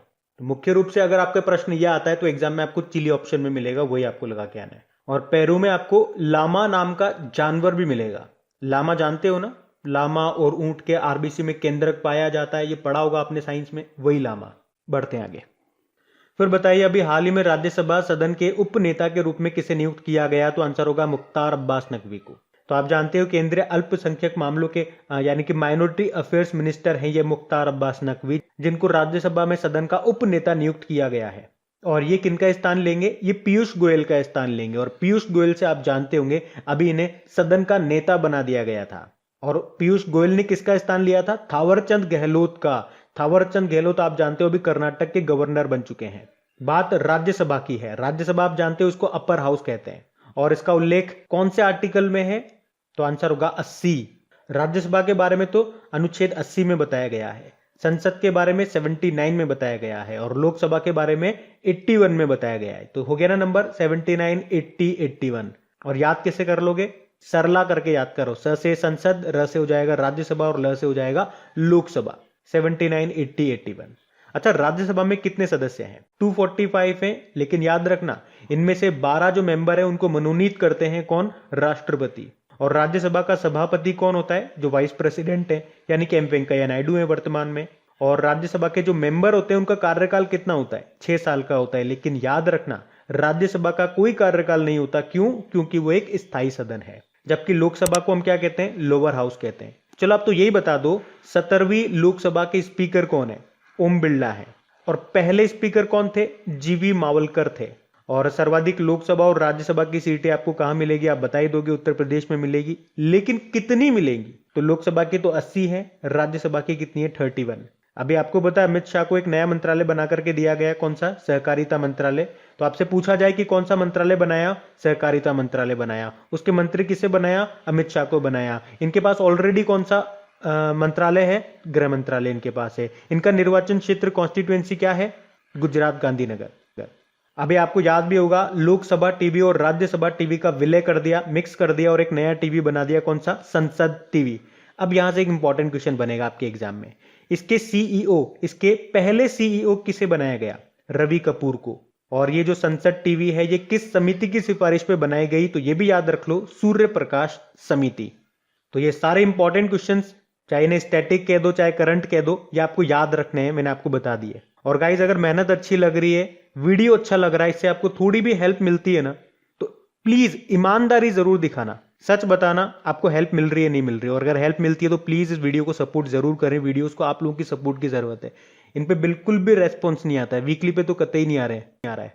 और किसी भी काम को दिल से करने के लिए, मेहनत से बिल्कुल जान लगा देने के लिए सपोर्ट चाहिए होता है, रेस्पॉन्स चाहिए होता है। इसलिए कई कई बार इच्छा होती है कि इसको बस यहीं क्विट कर देना चाहिए, लेकिन केवल आप ही लोगों के कारण फिर से इसको शुरू करते हैं।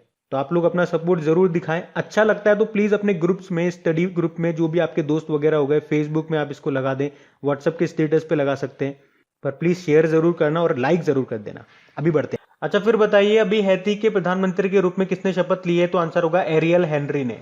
तो एरियल हेनरी ये अभी हैती के नए प्रधानमंत्री बन गए हैं। और हैती का नाम आपने पहले भी सुना होगा, क्योंकि अभी इसके जो प्रेसिडेंट थे कौन? जोवेनेल मोसे। अभी उनकी गोली मार करके हत्या कर दी गई थी। कुछ बदमाश घर में घुस गए थे और गोली मार दी थी। बाकी अभी अहमद इथोपिया के प्रधानमंत्री बने, स्टीफन लॉफवेन स्वीडन के प्रधानमंत्री बने, और एमन बेदरहामान, क्या नाम है ये, बेना बदरहामान, ये अल्जीरिया के प्रधानमंत्री बने। बाकी देखो, हैती की कैपिटल है पोर्ट ऑफ प्रिंस और करेंसी है हैतियन गोर्दे। अच्छा बताइए, भारतीय राष्ट्रीय राजमार्ग प्राधिकरण national highways authority of India के अध्यक्ष का अतिरिक्त प्रभार एडिशनल चार्ज मिला किसे? अरमान गिरिधर को। तो अभी सड़क परिवहन और राजमार्ग मंत्रालय के सचिव हैं ये अरमान गिरिधर, और इनको national highways authority of India के अध्यक्ष का एडिशनल चार्ज दिया गया। क्योंकि अभी तक जो national highways authority of India के जो अध्यक्ष थे ना, कौन? सुखबीर सिंह संधू, वो उत्तराखंड के नए मुख्य सचिव बन गए हैं, इसीलिए। बाकी पद्म कुमार माधवन नायर, बड़ा इंपॉर्टेंट नाम है, नेशनल एसेट रिकंस्ट्रक्शन कंपनी जिसे आप बैड बैंक बोलते हैं, उसके पहले मैनेजिंग डायरेक्टर बनेंगे। सुरेश पटेल अभी केंद्रीय सतर्कता आयुक्त, सेंट्रल विजिलेंस कमिश्नर बने। और सुशील चंद्रा मुख्य चुनाव आयुक्त, चीफ इलेक्शन कमिश्नर बने। और चंद्रा से आप याद रखना चंद्रा नायडू का नाम, ये भारत की पहली महिला कमेंट्रेटर थी, इनका निधन हो गया अभी। और मैं आपको बताता हूं, देखो इसी तरह से आपको चीजों को लिंक कर करके याद करना है। आप खुद ही सोच के देखो कितना आसान हो जाएगा चीजों को याद रख पाना। आप में से हो सकता है कुछ स्टूडेंट्स को दिक्कत आती हो, इतनी सारी चीजों को हम कैसे याद रखें। तो अगर ये समस्या है तो इसका समाधान भी है, और बड़ा सिंपल समाधान है। चीजों को आप कैसे लिंक कर पाते हो, इससे आपका दिमाग खुलेगा। एक ही चीज से आप जाने कितनी चीजें याद कर लोगे, कनेक्ट कर करके। और लास्ट में एग्जाम टाइम में आपके दिमाग में बर्डन नहीं पड़ेगा कि इतना सारा मुझे याद करना है। और चीजों को अगर कनेक्ट करने में दिक्कत आती है शुरुआत में, हो सकता है शुरुआत में दिक्कत आती है, तो डेली हमारा करंट अफेयर्स का लेक्चर स्टार्ट कर दो देखना। डेली वाला देखो, वीकली और मंथली वाला में से जो देखना चाहते हो वो देखो। और जब भी मैं आपको रिवाइज कराता हूं क्वेश्चन के साथ साथ चीजों को, सिर्फ उन्हें देखो मत, सुनो मत, साथ साथ बोलने की भी कोशिश करो। बोलोगे तो आपको डबल बेनिफिट मिलेगा और जल्दी बेनिफिट मिलेगा। आप सीखोगे चीजों को ऐसे रिलेट करना, और फिर आप खुद से ही करने लग जाओगे, लेकिन उसके लिए आपको बोलना पड़ेगा। बढ़ते आगे। अच्छा फिर बताइए, अभी हाल ही में किसे अंतरराष्ट्रीय ओलंपिक समिति के आचरण आयोग एथिक्स कमीशन का अध्यक्ष चुना गया है? तो आंसर होगा बान की मून को। आप जानते होंगे बान की मून, ये यूनाइटेड नेशन के पूर्व डायरेक्टर जनरल थे। और अभी इनको एक बार फिर से इंटरनेशनल ओलंपिक कमेटी के आचरण आयोग का अध्यक्ष चुन लिया गया है। कितने सालों के लिए? 4 सालों के लिए। और अभी आप लोगों ने एक क्वेश्चन पढ़ा होगा कि ओलंपिक का एक नया आदर्श वाक्य आया, मतलब पुराने में एक शब्द और जोड़ दिया गया। लैटिन भाषा में बात करेंगे तो कम्युनिस्ट नाम का शब्द जोड़ा था, और इंग्लिश में बात करोगे तो टुगेदर नाम का शब्द जोड़ा था। तो ये बदलाव करने का जो प्रस्ताव था ये बान की मून ने ही दिया था, तो इनका नाम ध्यान रखना। बाकी ये वर्ल्ड ट्रेड ऑर्गेनाइजेशन की पहली महिला डायरेक्टर जनरल का नाम, बाकी नागोजी ओंकाजा इवेला ये नाइजीरिया से हैं, और वर्ल्ड ट्रेड ऑर्गेनाइजेशन की पहली महिला डायरेक्टर जनरल है ये वर्ल्ड ट्रेड ऑर्गेनाइजेशन, जिसका हेडक्वार्टर मिलेगा आपको जेनेवा स्विट्जरलैंड में। अब्दुल्ला शाहिद की बात करोगे तो ये मालदीव के विदेश मंत्री हैं। अभी ये भारत की यात्रा पर भी आए हुए थे, और अभी इन्हें यूनाइटेड नेशन जनरल असेंबली के 76th सेशन का अध्यक्ष बनाया गया। और एंटोनियो गुतेरेस ये वर्तमान में यूनाइटेड नेशन के डायरेक्टर जनरल है। एक डॉक्टर पैट्रिक अमोथ का नाम भी याद रखना, WHO के कार्यकारी बोर्ड के अध्यक्ष हैं ये। डॉक्टर पैट्रिक अमोथ ये है कहां से? ये केन्या से हैं। और मार्था कूम ये भी केन्या से हैं, जो कि केन्या की पहली महिला चीफ जस्टिस बनी है। और मोहम्मद यूनुस का नाम भी याद रखो, ओलंपिक लॉरेल पुरस्कार से इनको सम्मानित किया जाएगा। ये बांग्लादेश के व्यक्ति हैं। इंटरनेशनल ओलंपिक कमेटी इसकी स्थापना कब हुई थी? 23 जून 1894 को, इसीलिए तो 23 जून को हम इंटरनेशनल ओलंपिक डे मनाते हैं। हेडक्वार्टर लुज़ेन स्विट्जरलैंड में है, और इसके अध्यक्ष कौन है? थॉमस बक। अच्छा, लुज़ेन स्विट्जरलैंड में और किस किस का हेडक्वार्टर है? तो आपको याद होगा हमने एक टॉप 5 ऑडियो सीरीज स्टार्ट की थी, वहां पे मैंने आपको याद रखने की ट्रिक समझाई थी अच्छे से। तो बताओ फिर, अगर आपने वो सुनी हो तो, किस किस का हेडक्वार्टर है यहाँ पे? वो तो याद करो। टेबल टेनिस, टेबल पे तो इंटरनेशनल टेबल टेनिस फेडरेशन का है। टेबल पे क्या कर रहे हो? चेस खेल रहे हो, यानी कि फिडे का हेडक्वार्टर है। बच्चे हॉकी लेकर के आ गए थे, इंटरनेशनल हॉकी फेडरेशन का है। और ओलंपिक को नुकसान हो गया था तो इंटरनेशनल ओलंपिक कमेटी का हेडक्वार्टर यहाँ पर है। और अगर आपसे पूछे 2032 का जो समर ओलंपिक है वो कहाँ पे होगा? ब्रिस्बेन ऑस्ट्रेलिया में होगा। और पहला ओलंपिक कब हुआ था? 1896 में हुआ था, एथेंस ग्रीस में। फिर बताइए, अभी हाल ही में किस भारतीय को संयुक्त राष्ट्र कर समिति के सदस्य के रूप में नियुक्त किया गया? तो आंसर होगा रश्मि रंजन दास को। तो वित्त मंत्रालय के संयुक्त सचिव हैं ये रश्मि रंजन दास, जिन्हीं को 2021 से 2025 तक के लिए संयुक्त राष्ट्र कर समिति के सदस्य के रूप में नियुक्त किया गया है। किसने नियुक्त किया? एंटोनियो गुतेरेस ने, जो कि यूनाइटेड नेशन के सेक्रेटरी जनरल हैं। चलिए आप तो ये बताइए, संयुक्त राष्ट्र सुरक्षा परिषद में भारत कौन सी बार अस्थायी सदस्य चुना गया? आंसर होगा 8वीं बार। और अगर आपसे पूछा जाए एग्जाम में कि यूनाइटेड नेशन जनरल असेंबली के 76th सेशन के अध्यक्ष कौन बने? अब्दुल्ला शाहिद, जो कि मालदीव के विदेश मंत्री हैं। अच्छा, यहां से एक इंपॉर्टेंट प्रश्न आप याद रख सकते हो कि यूनाइटेड नेशन जनरल असेंबली की पहली महिला अध्यक्ष का नाम क्या है? तो आंसर होगा विजय लक्ष्मी पंडित। ये पंडित जवाहरलाल नेहरू की बहन थी। और अगर आपसे पूछा जाए ना कि संयुक्त राष्ट्र संघ में भारत के स्थायी प्रतिनिधि कौन है? TS तिरुमूर्ति हैं। बाकी पद्म कुमार माधवन नायर का नाम भी इंपॉर्टेंट है। नेशनल एसेट रिकंस्ट्रक्शन कंपनी, या फिर इसे आप बैड बैंक बोल दीजिए, इसके ये पहले मैनेजिंग डायरेक्टर बने। और अरमान गिरिधर भारतीय राष्ट्रीय राजमार्ग प्राधिकरण यानी कि national highways authority of India के अध्यक्ष बने। एडिशनल चार्ज मिला था इनको, अतिरिक्त प्रभार। यूनाइटेड नेशन जिसकी स्थापना होती है 24 अक्टूबर 1945 को, इसीलिए 24 अक्टूबर को यूनाइटेड नेशन डे मनाते हैं। सेक्रेटरी जनरल इसके एंटोनियो गुतेरेस हो ही गए, जो कि खुद पुर्तगाल से हैं। और पुर्तगाल से कौन से फुटबॉल प्लेयर हैं आपके? क्रिस्टियानो रोनाल्डो हैं। यूनाइटेड नेशन का हेडक्वार्टर न्यूयॉर्क में है। फिर बताइए, अभी किसे तंजानिया में भारतीय राजदूत एम्बेसडर बनाया गया? तो आंसर होगा श्रीकांत प्रधान को। अच्छा, श्रीकांत प्रधान में प्रधान से आपको याद आता होगा धर्मेंद्र प्रधान, तो फटाफट बताइए इनके पास कौन सा मंत्रालय है? बाकी सुधांशु मित्तल भारतीय खो खो महासंघ के अध्यक्ष बने। Arun Kumar Mishra national human right commission के अध्यक्ष बने। और सुरेश एन पटेल केंद्रीय सतर्कता आयुक्त बने थे। तंजानिया की कैपिटल डोडोमा है, करेंसी है तंजानियन शिलिंग, और यहाँ के प्रेसिडेंट हैं सामिया सुलुहू। और अफ्रीका की जो सबसे ऊंची पर्वत चोटी है माउंट किलिमंजारो, वो आपको तंजानिया में ही मिलेगी। फिर बताइए, अभी हाल ही में Abu Dhabi chamber of commerce and industry का उपाध्यक्ष किसे नियुक्त किया गया? तो आंसर होगा यूसुफ अली को। तो लुलु समूह के अध्यक्ष हैं ये यूसुफ अली, और अभी इन्हीं को Abu Dhabi chamber of commerce and industry के उपाध्यक्ष के रूप में नियुक्त किया गया है। और इनके नाम से आपको शायद याद आएगा कि यूसुफ अली को आर्थिक विकास और परोपकार के क्षेत्र में उनके लगभग 5 दशक लंबे योगदान के लिए सर्वोच्च नागरिक सम्मान अबू धाबी अवार्ड 2021 से भी सम्मानित किया गया था। बाकी RK सभरवाल की बात करेंगे, मंगोलिया का सर्वोच्च नागरिक सम्मान मिला था जिसे कहते हैं order of polar star. Megha Rajagopalan की बात करेंगे तो भारतीय मूल की पत्रकार हैं, 2021 का पुलित्जर पुरस्कार जीता था इन्होंने। और मोहम्मद यूनुस, ये बांग्लादेश के व्यक्ति हैं और अभी ओलंपिक लॉरेल पुरस्कार से इनको सम्मानित किया गया। फिर बताइए, अभी हाल ही में नागरिक उड्डयन सुरक्षा ब्यूरो का महानिदेशक किसे नियुक्त किया गया? तो आंसर होगा नासिर कमल को। वरिष्ठ आईपीएस अधिकारी हैं ये नासिर कमल, और अभी इन्हीं को नागरिक उड्डयन सुरक्षा ब्यूरो यानी कि bureau of civil aviation security का डायरेक्टर जनरल नियुक्त किया गया है। ये M.A. गणपति का स्थान लेंगे। और आप जानते हो हमारे नागरिक उड्डयन मंत्री कौन बन गए, सिविल एविएशन मिनिस्टर कौन बन गए? ज्योतिरादित्य सिंधिया। बाकी प्रदीप चंद्रन नायर, बड़ा इंपॉर्टेंट नाम है, असम राइफल्स के 21वें महानिदेशक बने हैं ये। अच्छा, असम राइफल्स का हेडक्वार्टर कहां पर है? शिलोंग में है, और इसी को पूर्वोत्तर का प्रहरी भी कहा जाता है। बाकी अरमान गिरिधर भारतीय राष्ट्रीय राजमार्ग प्राधिकरण national highways authority of India के अध्यक्ष बने।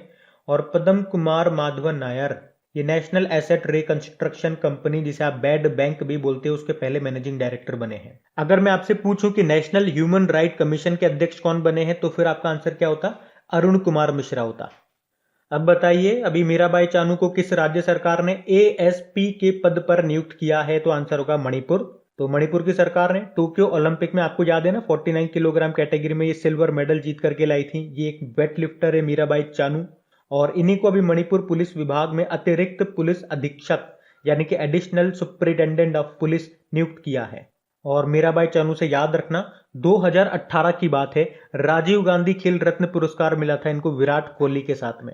और अगर डेली आप लोग हमारा करंट अफेयर्स का लेक्चर देखते होंगे तो अभी आपको याद होगा राजीव गांधी खेल रत्न पुरस्कार का नाम बदलकर अब क्या कर दिया या किन के नाम पे रख दिया गया।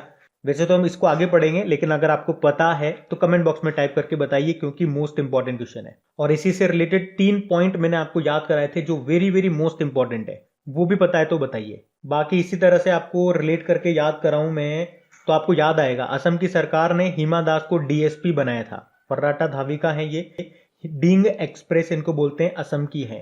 वैसे अभी असम की सरकार ने राष्ट्रीय खेल पदक विजेताओं को सरकारी नौकरी देने का आश्वासन भी दिया है। अच्छा, हिमा दास का नाम याद होगा तो आपको दूती चंद का नाम भी याद होगा। ये उड़ीसा से हैं, स्प्रिंटर है। अभी इनसे 2 पॉइंट मैंने आपको याद करवा रखे हैं। एक तो छत्तीसगढ़ सरकार ने इनको वीरनी पुरस्कार से सम्मानित किया गया था, और इनके ऊपर एक बुक लिखी गई है जिसको कहते हैं fiercely female the Dutee Chand story. किसने लिखा है? सुंदीप मिश्रा ने। तो ये भी याद रखना। फिर बताइए, कर्नाटक के नए मुख्यमंत्री किसे चुना गया? अभी नए मुख्यमंत्री बन गए। पहले BS येदियुरप्पा थे, उन्होंने इस्तीफा दे दिया, आपको याद होगा। अब नए बन गए हैं बसवराज बोम्मई। कौन से नंबर के बने हैं? 23वें नंबर के बने हैं। यहाँ पे गवर्नर कौन है? थावरचंद गहलोत, उन्होंने ही इनको शपथ दिलाई थी। बाकी MK स्टालिन तमिलनाडु के नए मुख्यमंत्री बने। N रंगास्वामी पुडुचेरी के नए मुख्यमंत्री बने थे। और पुडुचेरी में लेफ्टिनेंट गवर्नर का पद कौन संभाल रही है? तेलंगाना की गवर्नर, जो कि है तमिलिसाई सौंदरराजन। अभी पुष्कर सिंह धामी, ये उत्तराखंड के नए मुख्यमंत्री बने थे। आपको याद है ना, अभी 8 राज्यों के नए गवर्नर बने हैं। वैसे तो सारे नाम हम लोगों ने ट्रिक से याद कर लिए थे, ट्रिकी वीडियो हमने बना दिया था। अगर किसी ने नहीं देखा, पहली बार इस वीडियो को देख रहा है तो वो देख सकते हैं, लिंक आपको डिस्क्रिप्शन में मिल जाएंगे। चलो एक बार हम रिवाइज कर लेते हैं उन सारे गवर्नर के नाम, क्योंकि यहाँ से एग्जाम में प्रश्न बन सकता है। एक तो कर्नाटक ही हो गया, जिसके गवर्नर थावरचंद गहलोत हो गए। मिजोरम में नए बने हरिबाबू कंभमपति। मिजोरम में पहले कौन थे? श्रीधरन पिल्लई थे, जो अब गोवा चले गए, गोवा के बन गए। मध्य प्रदेश के बने मंगूबाई छगनबाई पटेल। हिमाचल प्रदेश के नए बन गए विजेंद्र विश्वनाथ अर्लेकर। हिमाचल प्रदेश में पहले कौन थे? बंडारू दत्तात्रेय थे, वो हरियाणा चले गए। हरियाणा में पहले कौन थे? सत्यदेव नारायण आर्य, वो त्रिपुरा चले गए। और त्रिपुरा के पहले कौन थे? रमेश बेस थे, वो झारखंड चले गए। तो ये नाम याद रखना आप, इसी सीक्वेंस में बढ़ते हैं आगे। फिर बताइए, अभी हाल ही में लेबनान के नए प्रधानमंत्री किसे चुना गया? तो आंसर होगा नजीब मिकाती को। तो नजीब मिकाती ये लेबनान के नए प्रधानमंत्री बन गए हैं। अभी प्रधानमंत्री कौन थे? साद हरीरी थे, उन्होंने इस्तीफा दे दिया था, उनके स्थान पे ये आए हैं। बाकी एरियल हेनरी हैती के नए प्रधानमंत्री बने। अभी अहमद इथोपिया के प्रधानमंत्री बने। और स्टीफन लॉफवेन स्वीडन के नए प्रधानमंत्री बने। बाकी देखो, लेबनान की बात करेंगे, इसकी कैपिटल बैरूत है, करेंसी है लेबनीज पाउंड, प्रेसिडेंट है मिशेल आउल। लेबनान में आपको याद होगा पिछले साल की ये बात है, 2020 की, अमोनियम नाइट्रेट से भयानक विस्फोट हुआ था वहां पे। अच्छा, अगर मैं आपसे पूछूं कि भोपाल गैस ट्रेजेडी में जो गैस लीक हुई थी, कौन सी गैस थी और वो हुआ कब था इंसिडेंट? 1984 का इंसिडेंट है। तो गैस जो लीक हुई थी वो मिथाइल आइसोसाइनेट थी। ये कई बार एग्जाम में रिपीट होता है, इसको याद रखना आप। अच्छा बताइए, अभी हाल ही में दिल्ली पुलिस कमिश्नर के रूप में किसे नियुक्त किया गया? तो आंसर होगा राकेश अस्थाना को। ये अभी तक बीएसएफ के डायरेक्टर जनरल थे। अभी 31 जुलाई को ये रिटायर्ड हो गए और अब ये दिल्ली पुलिस कमिश्नर बन गए हैं। बाकी नासिर कमल नागरिक उड्डयन सुरक्षा bureau bureau of civil aviation security के डायरेक्टर जनरल बने। बसवराज बोम्मई आप जानते हो कर्नाटक के नए मुख्यमंत्री बने। अशोक लवासा वैसे तो ये एशियन डेवलपमेंट बैंक के वाइस प्रेसिडेंट हैं, लेकिन इनका नाम अभी न्यूज में था क्योंकि इन्होंने एक बुक लिखी है। बुक का नाम क्या है? An ordinary life portrait of an Indian generation. एक कुलदीप सिंह का नाम भी आप याद रखना, सीआरपीएफ के डायरेक्टर जनरल हैं ये। और अभी एडिशनल चार्ज मिला था इनको नेशनल इन्वेस्टिगेशन एजेंसी का, तो इनका नाम न्यूज में था। फिर बताइए, अभी हाल ही में मादक पदार्थ नियंत्रण ब्यूरो यानी कि नारकोटिक्स कंट्रोल बोर्ड का प्रमुख किसे नियुक्त किया गया? तो आंसर होगा एस एन प्रधान को। तो वैसे तो ये एनडीआरएफ के डायरेक्टर जनरल है एस एन प्रधान, और अभी इन्हीं को नारकोटिक्स कंट्रोल बोर्ड के प्रमुख का एडिशनल चार्ज दिया गया है, क्योंकि अभी तक ये जो पद था ना, ये राकेश अस्थाना के पास था। आपको पता है राकेश अस्थाना अभी दिल्ली कमिश्नर बन गए, तो इसका पद खाली हो गया। तो ये एनडीआरएफ के डायरेक्टर जनरल को दे दिया कि भैया जब तक कोई नया नहीं आ जाता, हम अपॉइंट नहीं कर देते किसी को, तब तक आप संभालो ये। तो ये आप ध्यान रखना। बाकी देखो, जगजीत पवाड़िया का नाम मैंने जानबूझ करके यहाँ पे लिखा है, क्योंकि ये इंटरनेशनल नारकोटिक्स कंट्रोल बोर्ड के अध्यक्ष बने थे, जिसका हेडक्वार्टर आपको कहाँ पे मिलेगा? वियना ऑस्ट्रिया में। तो इससे कोरिलेट करके आप याद रखो इसको। बाकी रेखा मेनन, ये नेस्कॉम की पहली महिला चेयरपर्सन बनी, और रेखा से ही एक नाम आप लिंक करके याद रख सकते हो, हमारी राष्ट्रीय महिला आयोग के अध्यक्ष का नाम, नेशनल कमीशन फॉर वुमेन के अध्यक्ष का नाम क्या नाम है उनका? रेखा शर्मा उनका नाम है। तो अब इनका कार्यकाल 3 साल के लिए बढ़ा दिया गया, तो इनका नाम भी आप ध्यान रखना। फिर से सुनो, रेखा शर्मा ये राष्ट्रीय महिला आयोग के अध्यक्ष हैं। रेखा मेनन ये नेस्कॉम की पहली महिला अध्यक्ष हैं। और सोमा मंडल ये SAIL Steel Authority of India की पहली महिला चेयरपर्सन है। एक उज्ज्वला सिंघानिया का नाम भी आप ध्यान रख सकते हैं, फिक्की लेडीज ऑर्गेनाइजेशन की 38वीं अध्यक्ष बनी थी ये।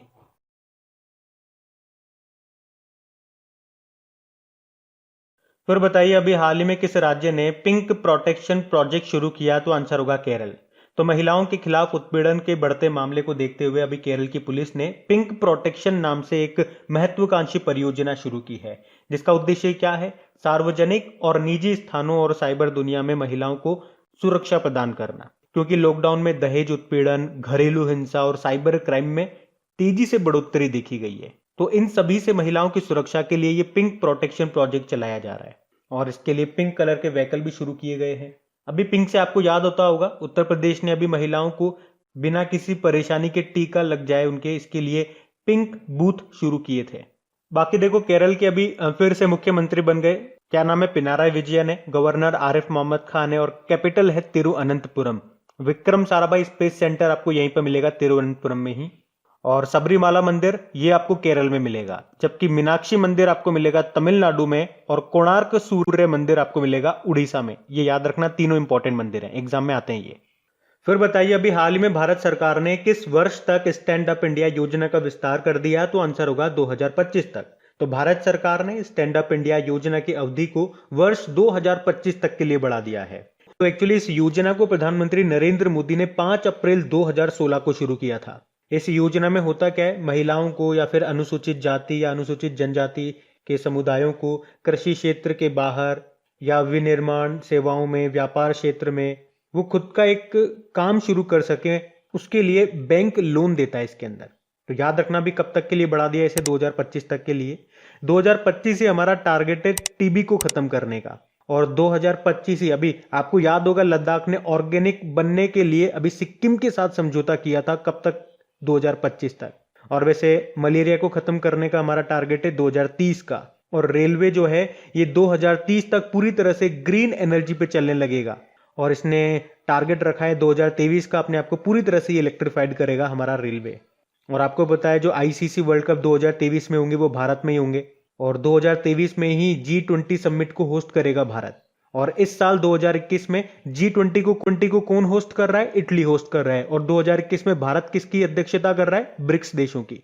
बढ़ते हैं आगे। और बताइए, अभी किसने आरोग्य रक्षक स्वास्थ्य बीमा योजना को लॉन्च किया? तो आंसर होगा LIC ने। तो ये एक व्यक्तिगत स्वास्थ्य बीमा योजना है, और इस पॉलिसी का फायदा पॉलिसी होल्डर के साथ साथ उसके परिवार वालों को भी मिलेगा। और इस आरोग्य रक्षक हेल्थ इंश्योरेंस पॉलिसी में बीमार होने पर एक साथ पूरा पैसा मिलता है। और आरोग्य से आप कुछ लिंक कर पा रहे हो क्या? आरोग्यम हेल्थ केयर बिजनेस लोन, जिसे एसबीआई ने हेल्थ सेक्टर को मदद देने के लिए लॉन्च किया था, एक नया बिजनेस लोन प्रोडक्ट जिसका नाम था आरोग्यम हेल्थ केयर बिजनेस लोन, जिसमें क्या होता है, कारोबारियों को 10 लाख रुपए से लेकर 100 करोड़ रुपए तक का लोन मिल सकता है। तो वो भी आप ध्यान रखना। बाकी आरबीआई ने अभी रिटेल डायरेक्ट योजना को शुरू किया था। एनआईसीएल यानी कि नेशनल इंश्योरेंस कंपनी लिमिटेड अभी पहली बार हिमालयी याक का बीमा करेगी। ये एलआईसी के अध्यक्ष कौन है? एमआर कुमार हैं। इसका हेडक्वार्टर मुंबई में है। बाकी एक प्रश्न मैंने आपको बताया था कि बजट में इंश्योरेंस सेक्टर में एफडीआई की सीमा को 49% से बढ़ाकर कितना कर दिया? 74% कर दिया। ये याद रखना। बढ़ते आगे। फिर बताइए, अभी हाल ही में सामाजिक न्याय और अधिकारिता मंत्रालय ने भिखारियों के लिए कौन सी योजना शुरू किया, तैयार की? तो आंसर होगा स्माइल। स्माइल का मतलब हो गया support for marginalised individuals for livelihood and enterprise. तो भिखारियों और ट्रांसजेंडरों के लिए मौजूदा योजनाओं के विलय के बाद एक नई योजना तैयार की गई है। और किसने तैयार की है? सोशल जस्टिस एंड एम्पावरमेंट मंत्रालय ने। इसके मंत्री कौन है? वीरेंद्र कुमार है। तो इस योजना में होगा क्या? इस योजना के तहत 60,000 सबसे गरीब व्यक्तियों को गरिमापूर्ण जीवन जीने के लिए लाभान्वित किया जाएगा। तो भिक्षावृत्ति में लगे व्यक्तियों के लिए ये एक व्यापक योजना होगी। और आपको याद होगा 2011 की जनगणना के अनुसार सबसे ज्यादा भिखारी पश्चिम बंगाल में है और सबसे कम आपको मिलेंगे लक्षद्वीप में। मुश्किल से 2 भिखारी थे, डेटा के अनुसार तो यही बताया था। और इस्माइल से आपको याद आता होगा 2020 में जब लॉकडाउन लगा था, तो लॉकडाउन के समय राजस्थान सरकार ने ऑनलाइन एजुकेशन, ऑनलाइन लर्निंग को बढ़ावा देने के लिए इस्माइल योजना शुरू की थी। ठीक है, तो ऐसे आप रिलेट करो, चीजें याद रहेंगी। फिर बताइए, अभी हाल ही में तेलंगाना सरकार ने दलित सशक्तिकरण योजना का नाम बदलकर क्या कर दिया? तो आंसर होगा दलित बंधु योजना। तो तेलंगाना के जो मुख्यमंत्री हैं के चंद्रशेखर राव, उन्होंने हुजूराबाद विधानसभा क्षेत्र से पायलट बेसिस पे इस योजना को शुरू किया। और पहले जो इसका नाम है वो दलित एम्पावरमेंट स्कीम था, यानी कि दलित सशक्तिकरण योजना, पर अभी इसका नाम बदल करके दलित बंधु योजना कर दिया है। क्या इस योजना में? तो इस योजना के तहत गरीबी रेखा से नीचे जीवन यापन करने वाले हर परिवार को 10 लाख रुपए की आर्थिक सहायता दी जाएगी। देखो, तेलंगाना की कैपिटल हैदराबाद है। तेलंगाना के गवर्नर कौन है? तमिलिसाई सौंदरराजन है। अभी उनके पास पुडुचेरी के लेफ्टिनेंट गवर्नर का अतिरिक्त प्रभार भी है। और वो तेलंगाना ही है जिसने 2020 को आर्टिफिशियल इंटेलिजेंसी का वर्ष घोषित किया था। अच्छा, हैदराबाद किस नदी के किनारे स्थित है? मूसी नदी के किनारे स्थित है। और तेलंगाना में ही आपको हुसैन सागर झील भी मिलेगी। अच्छा बताओ, आपसे पूछा जाए कासु ब्रह्मनंदा रेड्डी नेशनल पार्क कहां पर है? तो तेलंगाना में है। अच्छा, फिर बताइए, अभी हाल ही में किस राज्य सरकार ने मुख्यमंत्री बाल सेवा योजना को शुरू किया है? तो आंसर होगा उत्तर प्रदेश ने। तो अभी कोरोना से जो बच्चे अनाथ हो गए थे, उनके लिए उत्तर प्रदेश सरकार ने ये मुख्यमंत्री बाल सेवा योजना को शुरू किया है। तो ऐसे बच्चों को 18 साल की उम्र तक राज्य सरकार उनका भरण पोषण करने के लिए 4,000 रुपए प्रति माह की आर्थिक सहायता देगी। उनको मुफ्त शिक्षा दी जाएगी। और अगर वे बच्चे बालिकाएं हैं, लड़कियां हैं, तो उनके शादी के समय 1,01,000 रुपए की राशि दी जाएगी। अभी राजस्थान सरकार ने, आपको याद होगा, घर घर औषधि योजना, मुख्यमंत्री चिरंजीवी योजना, मुख्यमंत्री किसान मित्र योजना, ये सब राजस्थान ने शुरू की थी। मध्य प्रदेश ने अंकुर योजना शुरू की थी। पंख योजना, ये भी मध्य प्रदेश की है। और अभी हमने पढ़ा था तेलंगाना ने दलित बंधु योजना शुरू की थी। फिर बताइए, अभी किस राज्य में जनजातीय उत्थान योजना शुरू की जाएगी? तो आंसर होगा राजस्थान में। तो अभी राजस्थान की सरकार ने राज्य में आदिवासी समुदाय के उत्थान के लिए अभी आदिवासी भागीदारी योजना को इन्होंने मंजूरी दे दी है। इसे विश्व आदिवासी दिवस यानी कि 9 अगस्त 2021 को शुरू किया जाएगा। तो इस योजना के तहत जनजाति समुदाय के समावेशी विकास के लिए उनकी आवश्यकता के अनुरूप काम किया जाएगा। अभी उत्तर प्रदेश ने मुख्यमंत्री बाल सेवा योजना शुरू की थी। तेलंगाना ने दलित बंधु योजना शुरू करने की घोषणा कर दी है, जिसमें गरीबों को 10 लाख रुपए देंगे ये। और हिमाचल प्रदेश ने पर्वत धारा योजना शुरू की थी। राजस्थान की कैपिटल जयपुर है, जिसको पिंक सिटी बोलते हैं। वर्ल्ड हेरिटेज साइट का इसको दर्जा मिला हुआ है। जयपुर में ही दुनिया का तीसरा और भारत का दूसरा सबसे बड़ा स्टेडियम बनेगा। यहाँ के मुख्यमंत्री अशोक गहलोत हैं। गवर्नर है कलराज मिश्र और इंद्रजीत मोहंती यहाँ के चीफ जस्टिस हैं। और अभी राजस्थान का चौथा और भारत का 52वां टाइगर रिजर्व कौन सा बना? रामगढ़ विषधारी अभ्यारण्य, जो आपको मिलेगा बूंदी में, बूंदी राजस्थान में। बताइए, अभी हाल ही में किस राज्य सरकार ने देवारण्य योजना शुरू की है? तो आंसर होगा मध्य प्रदेश ने।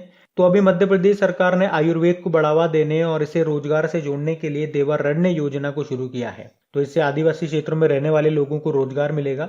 अच्छा, इसी तरह से आपको याद होगा राजस्थान ने भी अभी राज्य में आयुर्वेदिक और औषधीय जड़ी बूटियों के उपयोग को बढ़ावा देने के लिए एक तो घर घर औषधि नाम से योजना बनाई थी। उसी तरह से आपसे पूछा जाए कि चौथा ग्लोबल आयुर्वेद फेस्टिवल कहाँ पे आयोजित किया गया, तो आंसर होगा केरल में।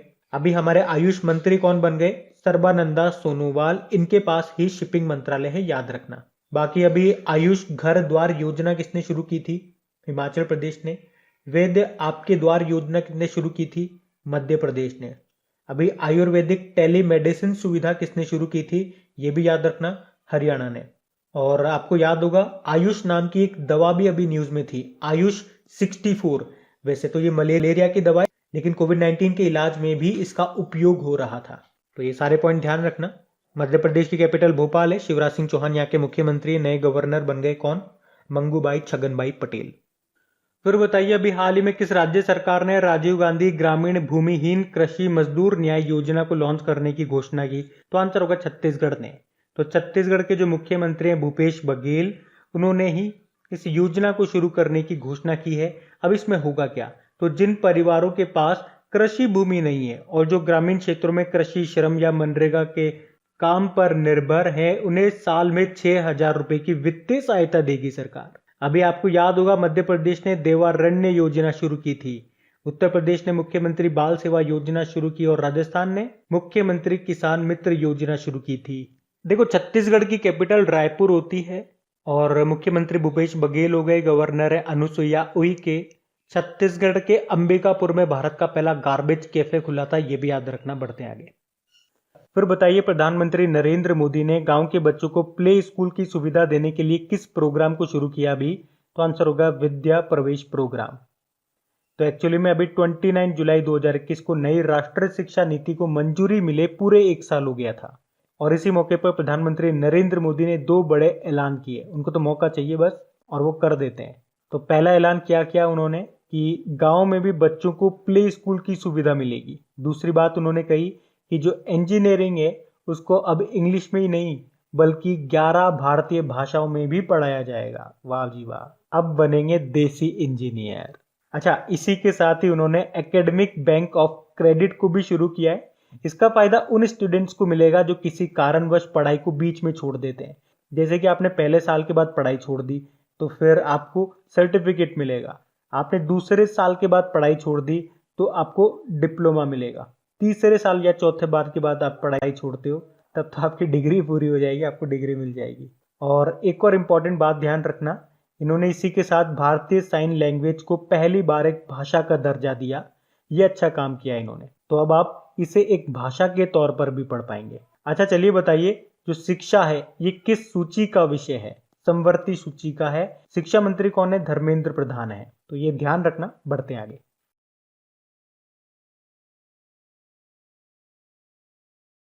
अच्छा बताइए, the stranger in the mirror ये किसकी आत्मकथा है? आंसर होगा राकेश ओम प्रकाश मेहरा की। तो ये फिल्म निर्माता है राकेश ओम प्रकाश मेहरा और इन्हीं की ये आत्मकथा है the stranger in the mirror. और इन्होंने इसे प्रसिद्ध लेखिका रीता राममूर्ति गुप्ता के साथ मिलकर के लिखा है। इन्होंने काफी सारी फेमस फिल्मों को जैसे कि रंग दे बसंती हो गया, दिल्ली 6 हो गया, भाग मिल्खा भाग हो गया और अभी हाल ही में रिलीज हुई तूफान, इन सब फिल्मों के लिए जाने जाते हैं।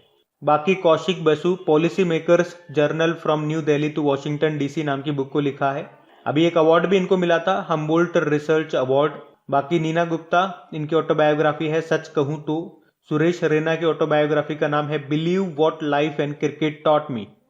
फिर बताइए, bank with the soul Equitas नाम की बुक को किसने लिखा है? तो आंसर होगा डॉक्टर CK गेरियाली ने। ये आरबीआई के पूर्व गवर्नर हैं।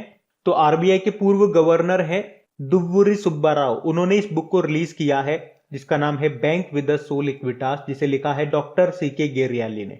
बाकी बिमल जालान ये आरबीआई के पूर्व गवर्नर थे, इन्होंने अभी एक बुक लिखी है जिसका नाम है the India story. Amartya Sen की बात करेंगे, होम इन द वर्ल्ड नाम की बुक को लिखा। अमिताभ घोष की बात करेंगे, द लिविंग माउंटेन नाम की बुक को लिखा है। और इंटरनेशनल बुकर पुरस्कार किसको मिला? डेविड डायोब को मिला है, वो फ्रांस के हैं। और किस नॉवेल के लिए? At night all blood is black के लिए। फिर बताइए अभी हाल ही में an ordinary life portrait of an Indian generation नाम की बुक को किसने लिखा है? तो आंसर होगा अशोक लवासा ने। तो अभी अशोक लवासा ने इस बुक को लिखा है। अशोक लवासा आप जानते हो ना कौन है? ये हमारे पूर्व चुनाव आयुक्त हुआ करते थे, लेकिन अभी वर्तमान में तो ये एशियन डेवलपमेंट बैंक में वाइस प्रेसिडेंट बन गए हैं। तो इन्होंने ये बुक लिखी है, तो ये बुक इंपॉर्टेंट रहेगी आपके लिए। बाकी हमारे चीफ इलेक्शन कमिश्नर कौन है? ये भी नए बने हैं, सुशील चंद्रा इनका नाम है। 24th नंबर के हैं ये। और चंद्रा से एक नाम मैंने लिंक करके आपको याद कराया हुआ है, चंद्रा नायडू, भारत की पहली महिला कमेंट्रेटर थी, ये निधन हो गया इनका। बिमल जालान ये आरबीआई के पूर्व गवर्नर थे। द इंडिया स्टोरी नाम की बुक लिखी इन्होंने। अमर्त्य सेन भारत के पहले व्यक्ति थे जिनको सबसे पहले अर्थशास्त्र का नोबेल पुरस्कार मिला था। कब? 1998 में। और उसी के एक साल बाद 1999 में भारत का सर्वोच्च सम्मान कौन सा? भारत रत्न इनको मिला था। अभी इन्होंने एक बुक लिखी है, तो वो बुक इंपॉर्टेंट रहेगी, होम इन द वर्ल्ड। बाकी Amitabh Ghosh the living mountain नाम की बुक को लिखा। और एक प्रश्न और याद रखना, इंटरनेशनल बुकर पुरस्कार 2021 किसे मिला है? डेविड डायोब को मिला है। कहां से हैं? फ्रांस से हैं। इनके नॉवेल का नाम क्या है? At night all blood is black. बताइए अभी हाल ही में ओवर इट नाम की बुक को किसने लिखा है? तो आंसर होगा लोलो जॉन्स ने। लोलो जॉन्स एक एथलीट है, ये अमेरिकन है। इन्होंने 2008 में जो वर्ल्ड एथलेटिक्स फाइनल हुए थे उसमें गोल्ड मेडल जीता था। कौन सा स्पोर्ट्स खेलती हैं ये? किस स्पोर्ट्स से जुड़ी हुई है? ट्रैक एंड फील्ड से। आप इसे बाधा दौड़ भी कह सकते हो, हर्डल रेस, वही है। इन्होंने ये बुक लिखी है ओवर इट। बाकी Kaushik Basu policy makers journal from नई दिल्ली टू वॉशिंगटन डीसी नाम की बुक को लिखा। इन्हें एक अवार्ड भी मिला था अभी, हम्बोल्ट रिसर्च अवार्ड। बाकी जेके रॉलिंग द क्रिसमस पिग नाम की बुक को लिखा है। Ruskin bond it is a wonderful life नाम की बुक को लिखा है। बाकी 2-3 नाम मैंने आपको और बता के याद करवाए। बाकी शरण कुमार लिम्बाले की बात करेंगे तो 30वां सरस्वती सम्मान जीता इन्होंने अपने मराठी उपन्यास सनातन के लिए। शरद पगारे की बात करेंगे तो 30वां व्यास सम्मान मिला इनको इनके उपन्यास पाटलिपुत्र की सम्राज्ञी के लिए। और मोहन कृष्ण बोहरा 30वां बिहारी पुरस्कार मिला इनको इनके उपन्यास तस्लीमा संघर्ष और साहित्य के लिए। बाकी इंटरनेशनल बुकर पुरस्कार 2021 किसने जीता? डेविड डायोप ने, जो कि फ्रांस के हैं। इन्हें इनके उपन्यास at night all blood is black के लिए ये सम्मान मिला।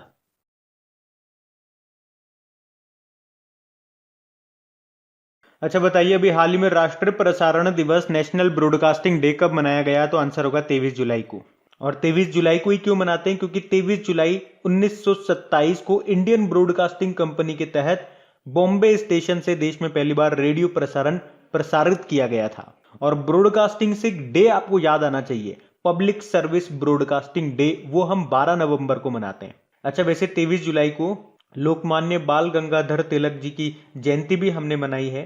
उन्हें लोकप्रिय रूप से स्वराज के पिता के रूप में जाना जाता था। इसके अलावा 22 जुलाई को, एक 22 जुलाई हमारा रह गया, वो भी ध्यान रखना, वर्ल्ड ब्रेन डे के रूप में मनाया जाता है, जिसकी थीम थी स्टॉप मल्टीपल स्क्लेरोसिस। अच्छा बताइए अभी हाल ही में भारत में आयकर दिवस कब मनाया गया? तो आंसर होगा 24 जुलाई को। तो सीबीडीटी यानी कि central board of direct tax हर साल 24 जुलाई को इनकम टैक्स डे के रूप में मनाता है। अच्छा इसे 24 जुलाई को ही क्यों मनाते हैं? क्योंकि 24 जुलाई 1860 को सर जेम्स विल्सन ने भारत में पहली बार आयकर पेश किया था। बाकी CBDT central board of direct tax, इसके अध्यक्ष कौन है? जगन्नाथ विद्याधर मोहपात्रा है। फिर बताइए वर्ल्ड ड्रोनिंग प्रिवेंशन डे कब मनाया गया? तो आंसर होगा 25 जुलाई को। इसे हिंदी में बोलना चाहोगे तो विश्व डूबने से बचाओ दिवस। आप कहोगे ये कौन सा दिन आ गया? आप तो इसे पहली बार सुन रहे हो, तो पहली बार ही सुनोगे क्योंकि इसी साल से इसको मनाना शुरू किया गया है, इसीलिए ये इंपॉर्टेंट है क्योंकि पहली बार हम मना रहे हैं। अभी इसी के ऊपर WHO ने एक रिपोर्ट भी जारी की थी जिसमें बताया था कि 2019 में 61% वैश्विक जो मौतें हुई है वो डूबने से हुई है। World drowning prevention day. डूबोगे कहीं में? पानी में डूबेंगे। और पानी से एक दिन याद आता होगा आपको, वर्ल्ड वाटर डे। कब मनाते हैं? 22 मार्च को। 22 से मैंने आपको 3 डे लगातार याद करवाए थे, 22 मार्च, 22 अप्रैल और 22 मई। तो 22 मार्च तो वर्ल्ड वाटर डे, 22 अप्रैल वर्ल्ड अर्थ डे और 22 मई बायोडाइवर्सिटी डे। याद रखना ये। अच्छा बताइए अभी सीआरपीएफ ने अपना कौन सा स्थापना दिवस मनाया? तो आंसर होगा 83वां, 83rd। कब बनाया? अभी 27 जुलाई 2021 को ही। एक्चुअली में ब्रिटिश राज में नीमच में ही 27 जुलाई 1939 को बल्कि पहली बटालियन की स्थापना की गई थी और उस समय इसे क्राउन रिप्रेजेंटेटिव पुलिस कहा जाता था। फिर देश के जो पहले गृह मंत्री थे सरदार वल्लभ भाई पटेल जी, उन्होंने 1949 में इसका नाम बदलकर सीआरपीएफ कर दिया, यानी कि सेंट्रल रिजर्व पुलिस फोर्स। इसके डायरेक्टर जनरल कौन है? कुलदीप सिंह है। इसका मोटो क्या है? सेवा और निष्ठा, सर्विस एंड लॉयल्टी। अच्छा, ये तो हो गया सीआरपीएफ का स्थापना दिवस। एक सीआरपीएफ का शौर्य दिवस भी होता है, वो हम मनाते हैं 9 अप्रैल को, और स्थापना दिवस 27 जुलाई को। ये अंतर याद रखना, आप मिक्स नहीं हो जाए, थोड़ा सा ध्यान रखना। अच्छा बताइए, विश्व हेपेटाइटिस दिवस कब मनाया जाता है? तो आंसर होगा 28 जुलाई को। और 28 जुलाई को ही क्यों मनाते हैं? तो नोबेल पुरस्कार विजेता थे साइंटिस्ट बारूक ब्लूमबर्ग, उनका जन्मदिन होता है। इन्होंने ही हेपेटाइटिस बी की खोज की थी और उसके इलाज के लिए दवाई भी बनाई थी, इसीलिए हम 28 जुलाई को वर्ल्ड हेपेटाइटिस डे के रूप में मनाते हैं। तो ये इंपॉर्टेंट डे, इसको ध्यान रखना। और इसका थीम रहा हेपेटाइटिस कांट वेट, ये भी याद रखना। फिर बताइए, अभी हाल ही में विश्व प्रकृति संरक्षण दिवस कब मनाया गया? तो आंसर होगा 28 जुलाई को। तो 28 जुलाई को हर साल वर्ल्ड नेचर कंजर्वेशन डे के रूप में मनाया जाता है। उद्देश्य क्या है? प्रकृति की रक्षा के बारे में जागरूकता बढ़ाना। और देखो, इसी तरह से आपको याद होगा एक विश्व पर्यावरण दिवस भी होता है, एनवायरमेंट डे, वो होता है 5 जून को, तो वो भी याद रखना।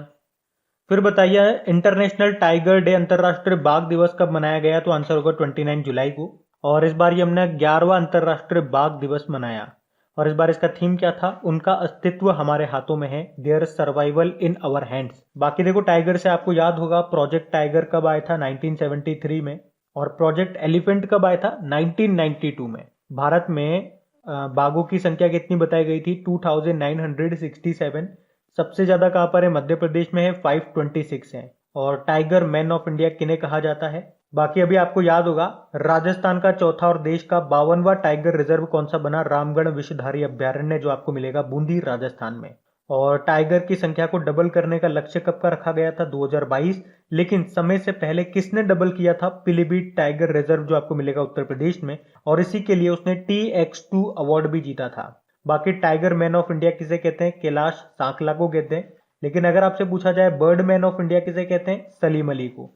वाटर मैन ऑफ इंडिया किसे कहते हैं? डॉक्टर राजेंद्र को। मिसाइल मैन ऑफ इंडिया किसे कहते हैं? डॉक्टर APJ अब्दुल कलाम को।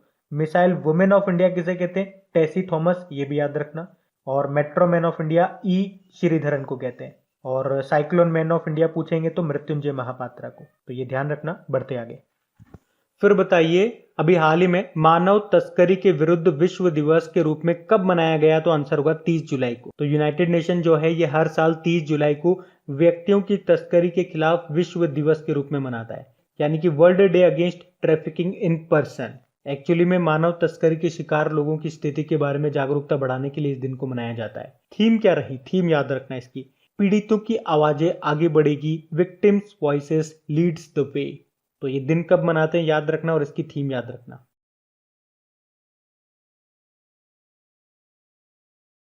फिर बताइए, अभी हाल ही में मैक्स बुपा हेल्थ इंश्योरेंस ने अपना नाम बदलकर क्या कर लिया? तो आंसर होगा नीवा बुपा हेल्थ इंश्योरेंस। और इसके CEO कौन है? कृष्णन रामचंद्रन है। अभी नाम बदलने से कुछ प्रश्न मैं आपसे पूछ लूं तो बताओगे क्या?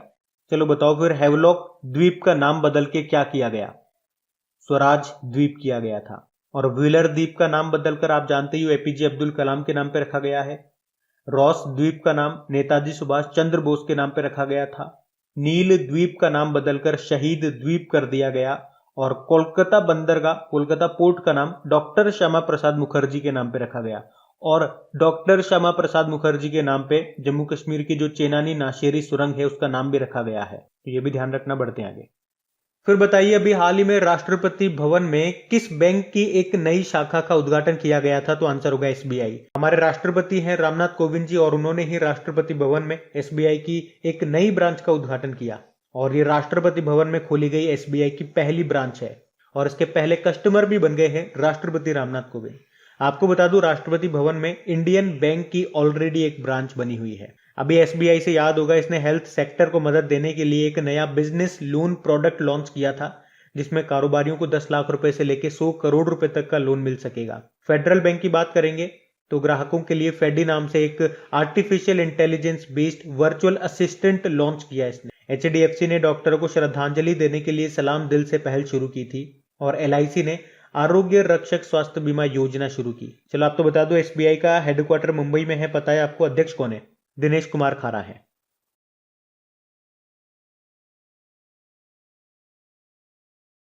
अच्छा बताइए, अभी हाल ही में किस देश ने प्रजनन दर में गिरावट के कारण हमदम नाम से एक एप्लीकेशन को लॉन्च किया? तो आंसर होगा ईरान ने। तो अभी ईरानी सरकार ने घटती जन्म दर से निपटने के लिए सरकारी डेटिंग एप्लीकेशन को लॉन्च कर दिया। बताओ, एक्चुअली में पिछले 4 साल में ईरानी महिलाओं में प्रजनन दर में 25% की कमी होने के बाद अभी ईरान की आबादी 2 दशकों में दुनिया में सबसे बूढ़ी हो जाएगी। तो उसी कारण से ईरान ने विवाह को बढ़ावा देने के लिए ये एप्लीकेशन को लॉन्च किया है, जिसका नाम है हमदम। अभी आपको याद होगा, चाइना ने भी 3 चाइल्ड पॉलिसी को लागू किया था, और भारत में उत्तर प्रदेश राज्य ने अभी नई जनसंख्या नीति लेकर के आए थे ये। अच्छा, भारत में सबसे कम पॉपुलेशन आपको मिलेगी कहाँ पे? सिक्किम में। सबसे ज्यादा तो आप जानते हैं उत्तर प्रदेश में, तभी तो वो नई जनसंख्या नीति लेकर के आ रहे हैं। अच्छा, आप तो ये बताओ, पॉपुलेशन दिवस, वर्ल्ड पॉपुलेशन डे हम कब मनाते हैं? जुलाई का सबसे इंपॉर्टेंट डे होता है, याद रखना, 11 जुलाई को। देखो, ईरान की कैपिटल तेहरान है, करेंसी अब क्या है यहाँ पे, याद रखना, तोमान है। नए अभी प्रेसिडेंट बन गए इसके, इब्राहिम रईस नाम है। और चाबाहार पोर्ट ये आपको ईरान में ही मिलेगा, ये भी ध्यान रखना। बढ़ते आगे। फिर बताइए, अभी हाल ही में कौन सा देश जोगाजोग नाम से एक सोशल मीडिया प्लेटफॉर्म को डेवलप कर रहा है? तो आंसर होगा बांग्लादेश। तो बांग्लादेश सरकार फेसबुक के विकल्प के रूप में जोगाजोग नाम से एक सोशल मीडिया प्लेटफॉर्म तैयार कर रही है। और इसी तरह से व्हाट्सएप के विकल्प के रूप में वो लोग अल्पन नाम से एक एप्लीकेशन तैयार कर रहे हैं। दोनों के नाम याद रखना, जोगाजोग और अल्पन। बांग्लादेश की कैपिटल ढाका है, करेंसी टका है, प्रधानमंत्री शेख हसीना है और प्रेसिडेंट है अब्दुल्ला हामिद।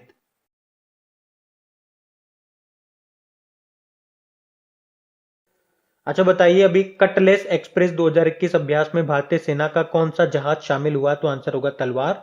तो भारतीय सेना का जहाज तलवार, ये जो अभ्यास है कटलेस एक्सप्रेस 2021, इसमें शामिल हुआ। ये कब से कब तक आयोजित किया गया था? ये एक्सरसाइज 26 जुलाई 2021 को शुरू हुआ था, जो कि 6 अगस्त 2021 तक चला। कहाँ पे? अफ्रीका के पूर्वी तट पर। और इसमें कई सारे देशों ने हिस्सा लिया। इसका उद्देश्य था समुद्री सुरक्षा को बढ़ावा देना, तो ये आप ध्यान रखना। अच्छा, फिर बताइए, भारत रशिया संयुक्त सैन्य अभ्यास है इंदिरा 2021, इसका आयोजन कहाँ पे हुआ? तो आंसर होगा वोल्गोग्राद में। इंदिरा एक्सरसाइज आप सबको पता होगा, ये भारत और रशिया के बीच में होता है। तो आपसे ये नहीं पूछेगा एग्जामिनर किस किस के बीच होता है, क्योंकि मैक्सिमम सारे स्टूडेंट को पता है। आपसे पूछेगा तो ये पूछेगा ये इस बार कहाँ पे हुआ।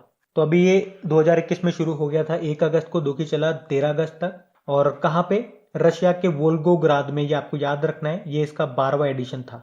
इंदिरा एक्सरसाइज याद रखना है, ये ट्राई सर्विस एक्सरसाइज है, मतलब दोनों देशों की तीनों सेनाएं इसमें पार्टिसिपेट करती है। पिछली बार ये हमने 2019 में किया था, भारत में ही हुआ था ये। इस बार रशिया में हो रहा है। रशिया में भी कहाँ पे? वोल्गोग्राद में। बाकी कुछ एक्सरसाइजेस का हम फिर से रिवीजन कर लेते हैं। देखो, खंजर नाम की जो एक्सरसाइज अभी हुई थी इसी साल भारत और किर्गिस्तान के बीच में, कहाँ पे? बिश्केक में। संप्रीति नाम की एक्सरसाइज हम करते हैं बांग्लादेश के साथ। सूर्य किरण नाम की एक्सरसाइज नेपाल के साथ करते हैं। और मालदीव के साथ हम एक्यूवेरियन नाम की एक्सरसाइज करते हैं। बाकी अभी 2021 की बात है, हमने फ्रांस के साथ एक्सरसाइज डेजर्ट नाइट की थी। कहाँ पे? राजस्थान में। फ्रांस के साथ तो आपको 3 एक्सरसाइज जरूर याद होंगी, वरुण, गरुड़ और शक्ति करते हैं। लेकिन गरुड़ शक्ति नाम की एक्सरसाइज किसके साथ करते हैं? इंडोनेशिया के साथ में। इंडोनेशिया के साथ तो हम समुद्र शक्ति नाम की एक्सरसाइज भी करते हैं। और मित्र शक्ति नाम की एक्सरसाइज ये श्रीलंका के साथ करते हैं। श्रीलंका के साथ वैसे हम स्लाइनेक्स नाम की एक्सरसाइज भी करते हैं। और स्लाइनेक्स से आप लिंक कर लोगे सिम्बैक्स। सिम्बैक्स हम करते हैं सिंगापुर के साथ में। सिंगापुर के साथ में हमने बोल्ड एक्सरसाइज भी किया है। अब देखो, यहीं से आप आगे इसको कंटिन्यू कर सकते हो। मित्र से आप पकड़ लो मैत्री, तो मैत्री हम करते हैं थाईलैंड के साथ में। शक्ति से आप पकड़ लो ऑपरेशन शक्ति, ये दूसरा भारतीय परमाणु परीक्षण था जो कि पोखरण में हुआ था 1998 में।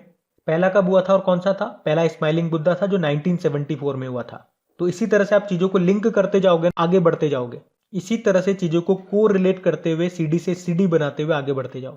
बाकी जापान से अब पकड़ो आप, जापान के साथ हम धर्मा गार्जियन नाम की एक्सरसाइज करते हैं, जिमैक्स नाम की एक्सरसाइज करते हैं। वैसे मालाबार एक्सरसाइज में भी जापान होता है, लेकिन केवल जापान ही नहीं होता, यूएसए होता है, भारत होता है, जापान होता है और पहली बार अभी ऑस्ट्रेलिया भी इसमें शामिल हो गया। यूएसए की बात कर लेते हैं। यूएसए के साथ हम इस साल हमने देखो वज्र प्रहार किया था हिमाचल प्रदेश के बकलों में, युद्ध अभ्यास किया था राजस्थान में। टाइगर ट्रम्प भी करते हैं यूएसए के साथ में, जो कि एक ट्राई सर्विस एक्सरसाइज है। और एक कोप इंडिया है जो हम यूएसए के साथ करते हैं। बाकी काजिंद नाम की एक्सरसाइज हमने की थी कजाकिस्तान के साथ। चाइना के साथ हैंड इन हैंड करते हैं। मंगोलिया के साथ नोमोडिक एलिफेंट करते हैं। और अभी याद होगा आपको, हमने डस्ट लिक 2 नाम की एक्सरसाइज की थी उज्बेकिस्तान के साथ। कहाँ पे? उत्तराखंड के रानीखेत में। ओमान के साथ हम अल नगाह नाम की एक्सरसाइज करते हैं। तो ये सारी इंपॉर्टेंट एक्सरसाइज का मैंने एक ही साथ आपको रिवीजन करवा दिया, तो इन सबको याद रखना। और जितने भी क्वेश्चन अभी हम लोग पढ़ रहे हैं इनकी अच्छे से प्रैक्टिस आप कर लेना। प्रैक्टिस करने के लिए आपकी क्विज बना करके अपलोड कर दी जा चुकी है आपकी क्रैक एग्जाम एप्लीकेशन में। और गाइज अगर वीडियोस अच्छे लगते हैं, मेहनत अच्छी लगती है, तो प्लीज इन्हें शेयर जरूर करा कीजिए। और अगर आप में से इस वीडियो को कोई वेरी फर्स्ट टाइम देख रहा है तो मुझे कमेंट करके जरूर बताना कि आपको वीडियो कैसा लगा। और प्लीज इन्हें शेयर जरूर करना अपने दोस्तों के साथ में। जो भी आपका स्टडी ग्रुप हो गया, व्हाट्सएप, फेसबुक, टेलीग्राम, जहां पर भी आप कर सकते हैं, प्लीज इन वीडियोस को सपोर्ट जरूर करना। बढ़ते हैं।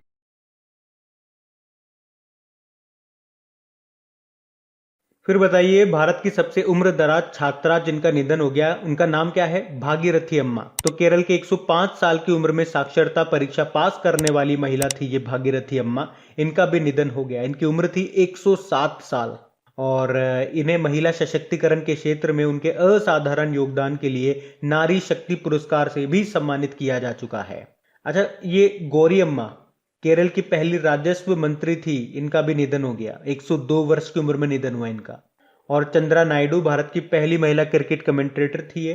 और डॉक्टर पद्मावती भारत की पहली महिला कार्डियोलॉजिस्ट थी जिनका भी निधन हो गया। फिर बताइए, अभी हाल ही में नंदू नाटेकर का निधन हो गया। उनका संबंध किस खेल से था? तो आंसर होगा बैडमिंटन। तो महान भारतीय बैडमिंटन प्लेयर थे ये नंदू नाटेकर।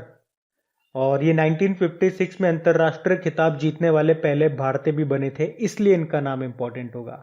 उन्होंने 1956 में कुआलालंपुर मलेशिया में इंटरनेशनल टूर्नामेंट में पुरुष एकल का, मेंस सिंगल का टाइटल जीता था। और ये एक भारतीय बैडमिंटन खिलाड़ी के द्वारा जीता गया पहला अंतरराष्ट्रीय खिताब था। और इसी के साथ ये प्रश्न इसलिए भी इंपॉर्टेंट हो जाता है क्योंकि 1961 में स्थापित अर्जुन अवार्ड के पहले प्राप्तकर्ता थे ये। बाकी मिल्खा सिंह आप जानते हैं, उनका भी निधन हो गया। और इनकी ऑटोबायोग्राफी का नाम क्या है?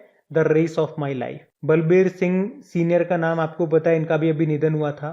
पंजाब के मोहाली हॉकी स्टेडियम का नाम इन्हीं के नाम पे रखा गया है। और पहली महिला क्रिकेट कमेंटेटर थी कौन? चंद्रा नायडू, इनका भी निधन हो गया।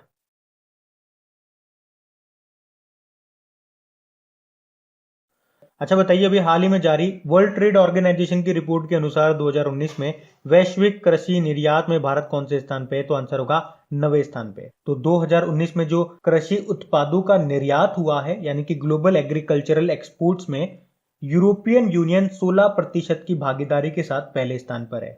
अमेरिका दूसरे स्थान पर है, तीसरे स्थान पर ब्राजील है, भारत 9वें स्थान पर है 3.1% की भागीदारी के साथ में। पर याद रखना, अगर पर्टिकुलर चावल के निर्यात की बात करोगे तो उसमें भारत नंबर 1 पर है। अच्छा, इसको जारी किसने किया इस रिपोर्ट को? वर्ल्ड ट्रेड ऑर्गेनाइजेशन ने। तो वर्ल्ड ट्रेड ऑर्गेनाइजेशन से सबसे इंपॉर्टेंट प्रश्न तो ये बन जाएगा कि इसकी पहली महिला डायरेक्टर जनरल कौन है? नागोजी ओंकोजो इवेला हैं, जो कि नाइजीरिया से हैं। और वर्ल्ड ट्रेड ऑर्गेनाइजेशन की स्थापना होती है 1995 में। हेडक्वार्टर मिलेगा जेनेवा स्विट्जरलैंड में, जहां पे वर्ल्ड हेल्थ ऑर्गेनाइजेशन का भी हेडक्वार्टर है। इसके टोटल मेंबर कितने हैं? 164 हैं। और अभी सबसे नवीनतम सदस्य 164th मेंबर बना था अफगानिस्तान। अच्छा बताइए, अभी हाल ही में किस राज्य के मुख्यमंत्री ने बांस औद्योगिक पार्क की आधारशिला रखी है? तो आंसर होगा असम में। तो अभी असम के जो मुख्यमंत्री है हिमंत बिस्वा शर्मा, उन्होंने मांदेर डिसा गांव में एक बांस औद्योगिक पार्क की आधारशिला रखी है। और इस तरह से ये पार्क भविष्य में युवाओं के लिए रोजगार के नए अवसर पैदा करेगा। कैसे? तो इन बांसों का उपयोग करके प्रोडक्ट्स बनाकर वो बेच सकेंगे। और क्या? और बांस से आपको याद आता होगा, अभी प्रोजेक्ट बोल्ड शुरू किया था केवीआईसी ने। कहां पे? राजस्थान के उदयपुर में, जहां पे बांस के पौधे लगाए गए थे। याद होगा आपको। बांस याद रखना, ये कोई ये किस में आता है? ये घास में आता है। ये पेड़ नहीं है, ये घास है। बाकी बैम्बू डे कब मनाते हैं हम? 18 सितंबर को मनाते हैं। और एक प्रश्न और बताओ आप, चेराव नृत्य ये पूछा जाता है एग्जाम में। चेराव नृत्य ये किस राज्य में किया जाने वाला एक नृत्य है? तो आंसर होगा मिजोरम में। इसे बांस नृत्य भी बोलते हैं, बांस की सहायता से किया जाता है ये। फिर बताइए, अभी हाल ही में किस राज्य ने कॉलेजों में आपदा प्रबंधन को अनिवार्य विषय के रूप में पढ़ाए जाने की घोषणा की है? तो आंसर होगा उड़ीसा ने। तो अभी उड़ीसा के कॉलेजों में फर्स्ट ईयर में आपदा प्रबंधन यानी कि डिजास्टर मैनेजमेंट को अनिवार्य विषय के रूप में पढ़ाया जाएगा। और इसको ऐसा करने का उद्देश्य क्या है? राज्य में हर किसी को आपदाओं से उत्पन्न चुनौतियों का सामना करने के लिए अच्छी तरह से तैयार रहना चाहिए। आपको याद होगा, अभी एक चक्रवात आया था, बंगाल की खाड़ी से उठा था। वो क्या नाम है? यास चक्रवात। उसका नाम यास किसने रखा था? ओमान ने। ये 2021 का दूसरा चक्रवात कह दीजिए या बंगाल की खाड़ी से उठने वाला पहला चक्रवात कह दीजिए। और 2021 में पहला चक्रवात उठा था अरब सागर से, जिसका नाम था तोकाते। उसका नाम तोकाते किसने रखा था? म्यांमार ने।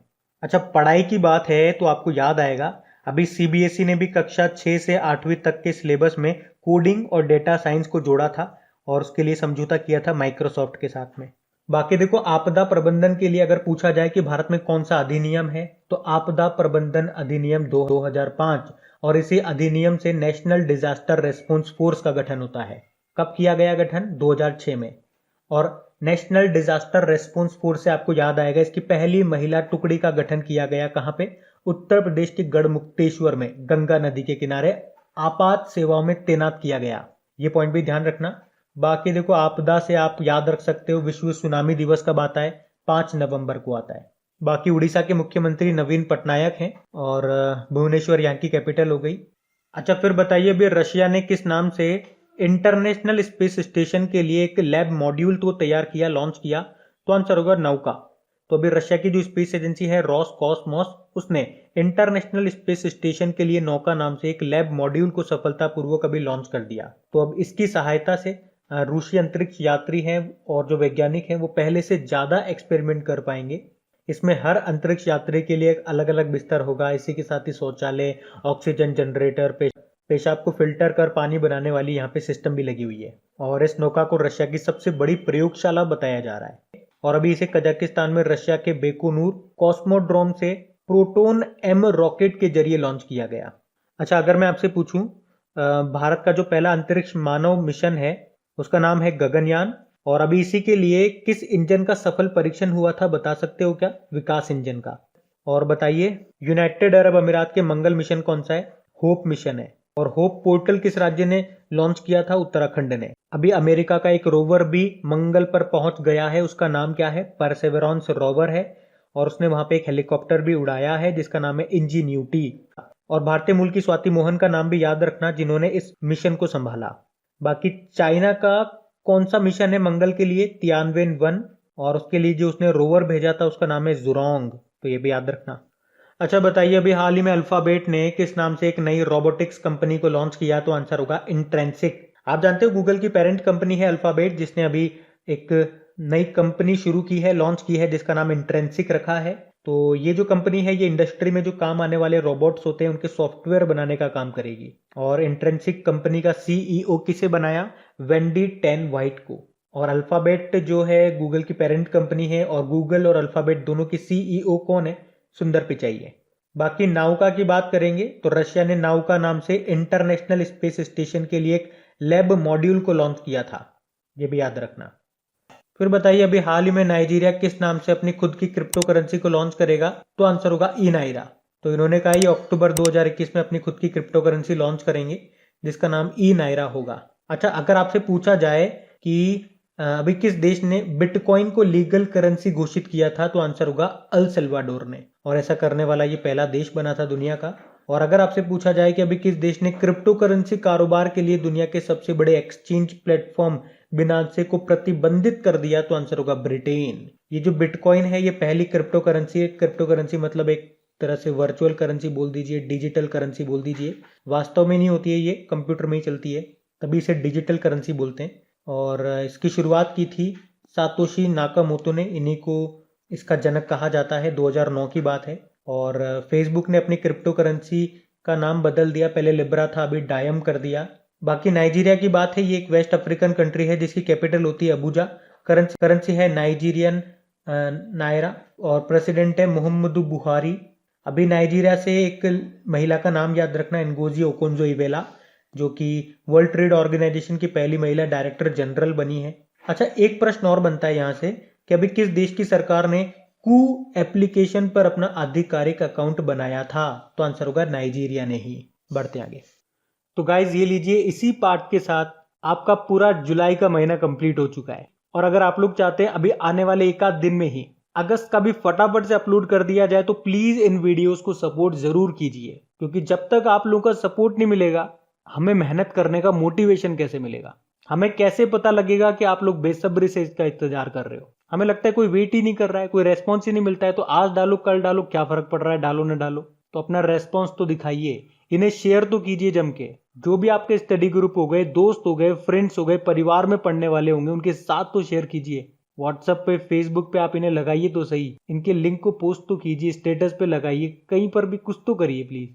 इन्हें शेयर कीजिए, लाइक कीजिए और फिर देखिए कमाल। अभी तो आपके लिए ये कर दिया कि इनकी प्रैक्टिस के लिए आप अच्छे से क्विज वगैरह लगा सकें, टेस्ट वगैरह दे सकें। तो क्रैक एग्जाम पे जाइए, तो क्रैक एग्जाम एप्लीकेशन पे जाइए, वहां पे अच्छे से क्विज वगैरह दीजिए और अच्छे से प्रैक्टिस कीजिए।